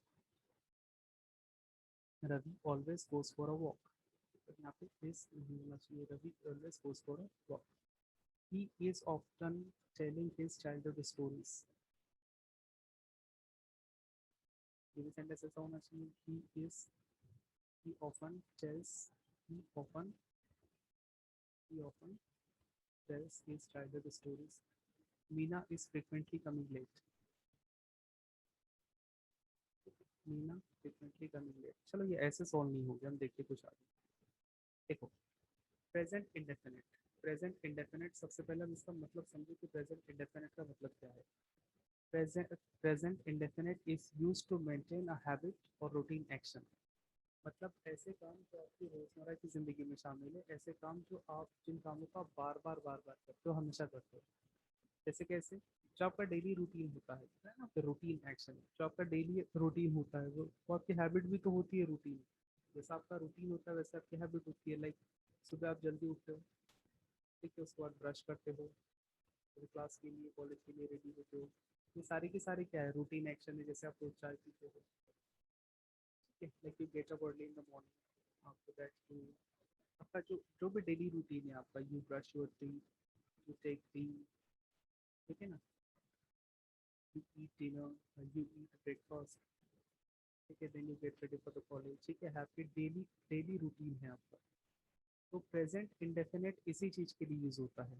मतलब क्या बोल रहा हूँ मैं कि subject plus action, subject plus action, subject plus action, action subject यहाँ पे क्या होगा, डूअर, सब्जेक्ट को बोलते हैं हम डूअर, मतलब काम को करने वाला व्यक्ति, और ये काम, काम को करने वाला व्यक्ति, I you we they he she it, सारे के सारे, और एक्शन कोई ना कोई काम। जैसे एक सेंटेंस यहाँ पे लिख के बताता हूँ अपने बारे में, I get up at 6, I get up at, I get up at 6, ठीक है, ये रूटीन एक्शन हो गया मेरा, I get up at 6 AM, ठीक है। यहाँ पे ये क्या है, सब्जेक्ट, और ये क्या है, गेट अप एक्शन, और ये काम को करने वाला व्यक्ति आगे वैसे ही। जैसे कीवर्ड्स क्या है, आप कैसे गेस करोगे कि लिखा हुआ सेंटेंस प्रेजेंट इंडेफिनिट पे लिखा है या नहीं लिखा है। ये देखिए, सबसे पहले इसका कीवर्ड होगा always, usually, often, frequently, occasionally. अगर सेंटेंस में आपको ये कहीं पे भी लिखा दिखता है, ऑलवेज, यूजुअली, ऑफन, फ्रिक्वेंटली और ओकेजनली, सेंटेंस में आपको कहीं पे भी लिखा दिखता है, इसका मतलब वो सेंटेंस किस चीज़ का होगा, डेफिनेटली प्रेजेंट इंडेफिनिट का। और अगर वो सेंटेंस कुछ अलग तरीके से लिखा दिखा है तो आप उसका क्या करोगे। जैसे ये देखिए, यहाँ पे लिखा हुआ है ऑलवेज, पहले ही सेंटेंस में क्या लिखा है, ऑलवेज। अगर इस सेंटेंस में आपको ही इज ऑलवेज, जहाँ पे आपने ऑलवेज देखा और उसके सामने गोइंग लिखा देखा, तो इसका मतलब वो सेंटेंस क्या हो जाएगा, रॉन्ग हो जाएगा। ऑलवेज के अकॉर्डिंग आपको क्या करना पड़ेगा, सेंटेंस की अरेंजमेंट करना पड़ेगा, ठीक है ना, सेंटेंस की क्या करना पड़ेगा, अरेंजमेंट करना पड़ेगा। मतलब यहाँ पे सेंटेंस में एरर है, आपको उस एरर को सुधारना पड़ेगा। जैसे लिखा है Ravi is always going for a walk, अब ऑलवेज किसका कीवर्ड है, इंडेफिनिट का, कॉन्टिन्यूअस का नहीं है, तो आपको सेंटेंस को किसके अकॉर्डिंग करेक्ट करना पड़ेगा, सेंटेंस को आपको किसके अकॉर्डिंग करेक्ट करना पड़ेगा, प्रेजेंट इंडेफिनिट के अकॉर्डिंग, प्रेजेंट इंडेफिनिट के अकॉर्डिंग। मतलब यहाँ पे मुझे एक्शन की कौन सी फॉर्म चाहिए, फर्स्ट फॉर्म चाहिए, तब क्या लिखोगे, Ravi, Ravi Ravi always goes for a walk. Ravi always goes for a walk. ठीक है। देखिए शब्द बेसिकली है कौन सी, ये सारे के सारे रीड है, सारे के सारे जो वर्ड्स ये क्या बता रहे हैं, फ्रीक्वेंसी, और फ्रीक्वेंसी के साथ कुछ ना कुछ बता रहे हैं। देखिए एवरीडे, एवरी क्या है, फ्रीक्वेंसी बता रहा है, एवरी मींस फ्रीक्वेंसी बता रहा है, और डे क्या है, टाइम है आपका। एवरी डे ये फ्रीक्वेंसी बता रहा है, एवरी वीक फ्रीक्वेंसी बता रहा है, किसके साथ, समय के साथ। Off and then, day in day out, ठीक है ना, डे इन डे आउट। अब देखिए never, seldom, hardly, rarely, barely, scarcely, ये सारे के सारे शब्द भी क्या है, फ्रीक्वेंसी बता रहे हैं। लेकिन ये फ्रीक्वेंसी कैसे बता रहे हैं, निगेटिव फ्रीक्वेंसी बता रहे हैं। ठीक है, तो ये सारे के सारे शब्द तो है किसके हैं, प्रेजेंट इंडेफिनिट के कीवर्ड तो है, लेकिन इन सभी शब्दों की अरेंजमेंट क्या होती है वो यहाँ पे मैंने आपको बताई है। नीचे देखिए फ्रीक्वेंसी, जब भी फ्रीक्वेंसी की बात आई, एक ऐसा शब्द है जो फ्रीक्वेंसी दिखा रहा है, मतलब इनमें से कुछ भी हो सकता है, ये ऊपर वाला specially, always, usually, often, frequently and occasionally, ये सारे शब्द फ्रीक्वेंसी बता रहे हैं। इन शब्द अगर ये शब्द आपको, ये वर्ड्स आपको अगर सेंटेंस पे दिखते तो डेफिनेटली सेंटेंस किसका होगा, प्रेजेंट इंडेफिनिट का। लेकिन अगर उसकी अरेंजमेंट की बातें करेंगे, उसके अरेंजमेंट की बात करेंगे, तो उसकी अरेंजमेंट हमेशा कहाँ होनी चाहिए, वर्ब के पहले। उसकी अरेंजमेंट हमेशा कहाँ होनी चाहिए, वर्ब के पहले। अब यहाँ पे देखिए, देखिए नीचे दिखा है, he is often telling his childhood stories, he is often, he is often, जहाँ पे ऑफन दिखा, ऑफन देखते ही मैंने पहचान लिया कि सेंटेंस किसका होना चाहिए, प्रेजेंट इंडेफिनिट का होना चाहिए। और सेंटेंस दिखा किसमें है, सेंटेंस लिखा है प्रेजेंट कॉन्टिन्यूअस में। सेंटेंस किस पे लिखा है, प्रेजेंट कॉन्टिन्यूअस में, मतलब सेंटेंस क्या हो गया, रॉन्ग हो गया। अब सेंटेंस को आप करेक्ट कैसे करोगे, इसको काटोगे, यहाँ पे एक्शन से आईएनजी हटाओगे और टेल का क्या करोगे, टेल्स करोगे। ठीक है, अब ये किस चीज के बारे में बता रहा है, ऑफन। ऑफन किस चीज के बारे में बता रहा है, फ्रीक्वेंसी के बारे में बता रहा है डेफिनेटली। ऑफन अगर फ्रीक्वेंसी के बारे में बता रहा है तो इसकी अरेंजमेंट क्या होनी चाहिए, अरेंजमेंट होनी चाहिए वर्ब के पहले। ठीक है ना, वर्ब के पहले मतलब एक्शन के पहले अगर अरेंजमेंट है तो सेंटेंस राइट है। Meena is frequently coming late, Meena is frequently coming late, Meena is frequently coming late, Meena is frequently coming late. अब ये फ्रीक्वेंटली, फ्रीक्वेंटली अपने आप में फ्रीक्वेंसी बता रहा है, अपने आप में फ्रीक्वेंसी बता रहा है। अगर फ्रीक्वेंसी बता रहा है, शब्द अगर फ्रीक्वेंसी बता रहा है तो सेंटेंस किस चीज पे लिखा होना चाहिए, प्रेजेंट इंडेफिनिट पे। और सेंटेंस किस पे लिखा है, प्रेजेंट कॉन्टिन्यूअस में। तो आप सेंटेंस को करेक्ट करते हुए कैसे लिखोगे, Meena, Meena,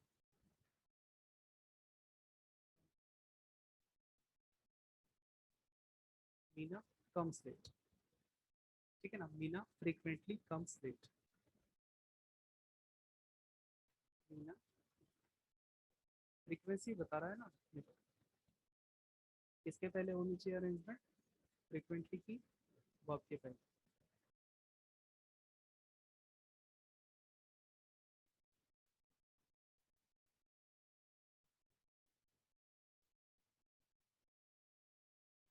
teacher comes, comes means की क्या लिखा है, इज मस्ट बी, हाँ इज मस्ट बी डिलीटेड, अभी नीचे वाला सेंटेंस देखो, Reena is every morning taking exercise, Reena is every morning taking exercise. तो देखो जहाँ पे मैंने देखा सेंटेंस को पढ़ते पढ़ते, जहाँ मैंने देखा एवरी मॉर्निंग, तो मुझे किस चीज़ की याद आई, फ्रीक्वेंसी प्लस टाइम की। फ्रीक्वेंसी प्लस टाइम अगर मुझे किस सेंटेंस में दिखाई देता है तो वो सेंटेंस डेफिनेटली किस चीज़ का होना चाहिए, प्रेजेंट इंडेफिनिट का। सेंटेंस किसका होना चाहिए, प्रेजेंट इंडेफिनिट का। हाँ वेरी गुड, क्या आना चाहिए, टेक्स, क्या आना चाहिए, टेक्स, टेक्स आना चाहिए। लेकिन लेकिन एवरी मॉर्निंग इस शब्द की, एवरी मॉर्निंग इस वर्ड की अरेंजमेंट का होनी, थोड़ी देर पहले बताया,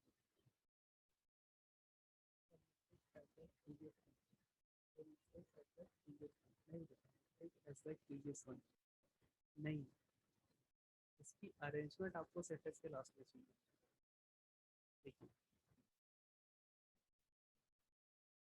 फ्रीक्वेंसी के साथ टाइम बता रहा है, वो फ्रीक्वेंसी के साथ टाइम बता रहा है। ठीक है ना, फ्रीक्वेंसी के साथ टाइम बताने वाले शब्द की अरेंजमेंट हमेशा क्या होती है,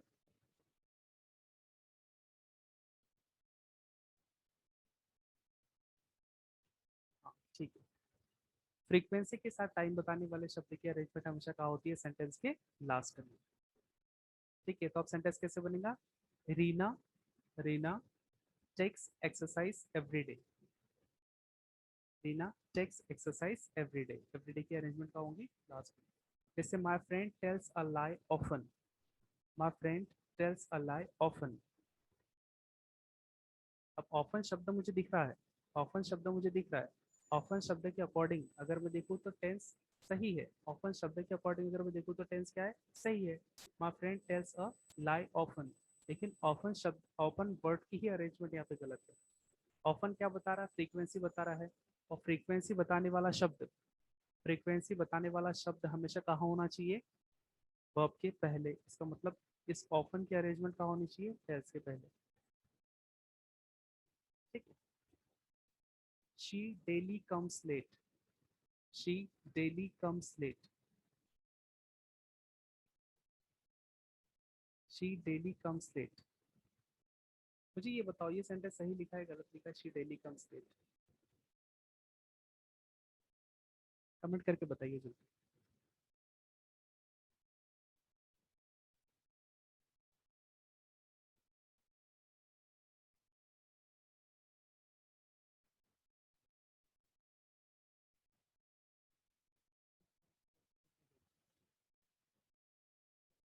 she comes late every day. Sentence को चेंज नहीं करना था बेटा, मैंने इतना पूछा था कि सेंटेंस सही लिखा है गलत लिखा है। She comes late every day. आपने सेंटेंस सही लिखा है, नो इशू।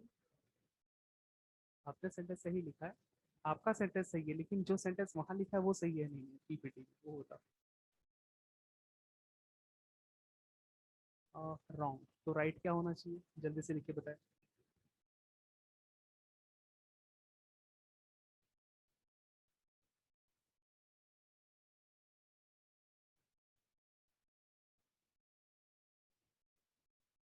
चलो ठीक है।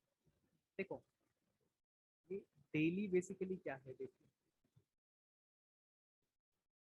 ये डेली क्या है? ये डेली कुछ और नहीं है, डे के साथ एल वन। डे के साथ एल वन, इसी को हमने लिखा है डेली। मतलब ये भी शब्द कौन सा है? ये भी शब्द कौन सा है? फ्रीक्वेंसी के साथ टाइम बता रहा है। फ्रीक्वेंसी के साथ टाइम बता रहा है। अगर फ्रीक्वेंसी के साथ टाइम बता रहा है तो सेंटेंस की इस वर्ड की अरेंजमेंट क्या होनी चाहिए? वेरी गुड, अब सही है। She comes late daily. नीचे वाला sentence, he is not saving any rupee hardly. He is not saving any rupee hardly. अब देखो, नेवर शेल्डम, यदि आपको सेंटेंस में क्या दिखाई देता है? Never seldom hardly rarely barely scarcely. ये सारे के सारे, ये सारे के सारे जो कीवर्ड्स ये किसके हैं? प्रेजेंट इंडेफिनिट के। अगर प्रेजेंट इंडेफिनिट के कीवर्ड है, प्रेजेंट इंडेफिनिट की कीवर्ड है तो सेंटेंस सही लिखा है क्या? नहीं, मतलब सेंटेंस ही गलत लिखा है। तो क्या होना चाहिए? He does not, he does not save any rupee hardly. अब देखो, हार्डली अपने आप में क्या है? निगेटिव वर्ड है। मतलब ये सारे के सारे वर्ड क्या है? अपने आप में निगेटिव है। ये सारे वर्ड अपने आप में क्या है? निगेटिव है। और निगेटिव के साथ क्या बता रहे? फ्रीक्वेंसी। अगर ये वर्ड अपने आप में निगेटिव है, अगर ये वर्ड अपने आप में निगेटिव है तो इन वर्ड्स के साथ, इन शब्दों के साथ आपको क्या नहीं लिखना होता है? इन शब्दों के साथ आपको क्या लिखना होता है? क्या नहीं लिखना होता है? नॉट। नॉट नहीं लिखा होता, ठीक है ना? इन शब्दों के साथ आपको क्या क्या नहीं लिखना होता है? नॉट। इन शब्दों के साथ आपको क्या नहीं लिखना होता है? नॉट। ठीक है। अगर इन शब्द के साथ आपको नॉट नहीं लिखना है, इसका अरेंजमेंट पहले देख लो। अरेंजमेंट हमेशा कहा होगा वर्ब के ठीक पहले, वर्ब के ठीक पहले। अब देखो, इन शब्दों के साथ अगर आपको नॉट नहीं लिखना है तो आपने नॉट काट दिया। अगर आपने नॉट काट दिया तो आपको डस की जरूरत है क्या? नहीं, डस की भी जरूरत नहीं होगी। तो सेंटेंस कैसा बनेगा? की। और अरेंजमेंट क्या होनी चाहिए? सेव। सेव के पहले ये क्या है? एक्शन। तो क्या होगा? ही हार्डली, ही हार्डली सेव्स एनी मनी। ठीक है, ही hardly saves any money. Any problem till now? ये समझ गया आपको? ये देख लीजिए, इसी में सब सारे आंसर है, ठीक है। Present indefinite is use to mention habit और रूटीन एक्शन, जो भी काम आप अपनी रोजमर्रा की जिंदगी में करते हो, या जो भी काम आप बार बार करते हो। तो प्रेजेंट इंडेफिनिट को समझने के लिए कुछ कीवर्ड्स दिए हुए हैं। जैसे कि पहले कीवर्ड में देखो, आप पूरे के पूरे वर्ड बेसिकली फ्रीक्वेंसी बता रहे हैं काम को करने के, कि कितने दफा काम को करते हो। Like always, usefully, often, frequently, occasionally, ये सारे वर्ड सिर्फ क्या दिखा रहे हैं आपको? फ्रीक्वेंसी। और every day, every week, often, then, day in, day out, ये फ्रीक्वेंसी के साथ टाइम बता रहे हैं, ठीक है। फ्रीक्वेंसी बताने वाले शब्द की अरेंजमेंट आपको हमेशा कहाँ देखने को मिलेगी? वर्ब के पहले। और फ्रीक्वेंसी प्लस टाइम बताने वाले शब्द आपको हमेशा कहाँ देखने को मिलेंगे? सेंटेंस की एंड में, ठीक है। उसके बाद तीसरी कैटेगरी जो दी हुई है, तीसरी कैटेगरी जो दी हुई है, never, seldom, hardly, rarely, barely, scarcely. ये सारे के सारे वर्ड फ्रीक्वेंसी तो बता रहे हैं, लेकिन कैसे फ्रीक्वेंसी बता रहे हैं? Negative frequency. Negative frequency frequency वाले वर्ड किसके साथ नहीं लिखे जाते? नॉट के साथ, ठीक है ना। और अरेंजमेंट हमेशा क्या होती है? वर्ब के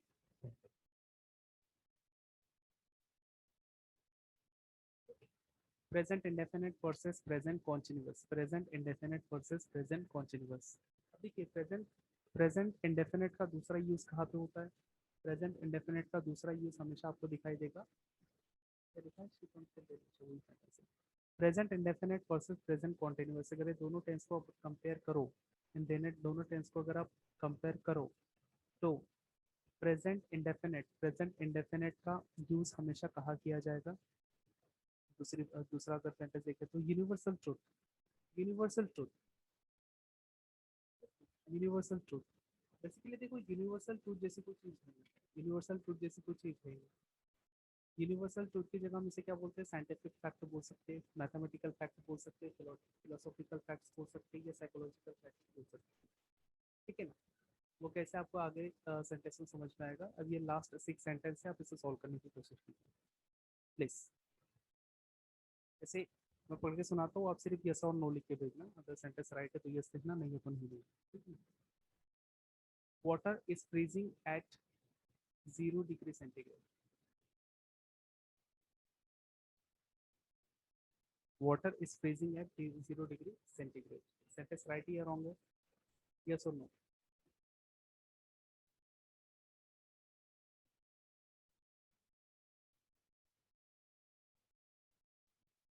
ट्रू, ठीक, ट्रू। देखो देखो, अच्छा सुनो, देखो, water is freezing at 0 degree centigrade. मुझे एक बात बताओ, वाटर 0 डिग्री में फ्रीज होता है, ये तो पहले से ही है तो यूनिवर्सल ट्रूथ, लेकिन प्रूव किसने किया है? साइंस ने। इसलिए फैक्ट कौन सा होगा? Scientific fact. अगर ये साइंटिफिक फैक्ट है तो किस पे लिखा जाना चाहिए? प्रेजेंट इंडेफिनिट में। और सेंटेंस किस पे लिखा है? सेंटेंस किस पे लिखा हुआ है?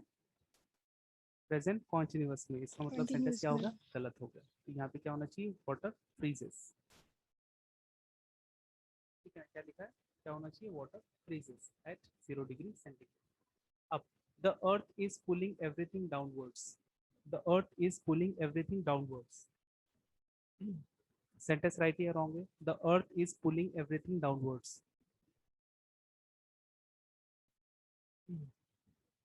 मतलब कहीं ना कहीं ग्रेविटी की बात हो रही है, ग्रेविटी की बात हो रही है ना। Very good. ग्रेविटी की बात हो रही है, अगर ग्रेविटी है तो ग्रेविटी प्रूव किसने किया है? कौन है? बताओ। ग्रेविटी की बात किसने किया है? ग्रेविटी का पता किसने लगाया? किसने किया डिस्कवरी ग्रेविटी की? साइंस ने ही की है। तो साइंटिफिक फैक्ट हो गया। अगर साइंटिफिक फैक्ट है तो सेंटेंस किस में लिखा जाना चाहिए? प्रेजेंट इंडेफिनिट में, ना कि प्रेजेंट कॉन्टिन्यूअस में, ठीक है। तो क्या होगा? Earth, the earth pulls everything downwards. अब लिखा है hot air goes upward. Hot air goes upward, right है। हॉट एयर गोज अपवर्ड, हवा गर्म होती है तो ऊपर की तरफ जाती है। हवा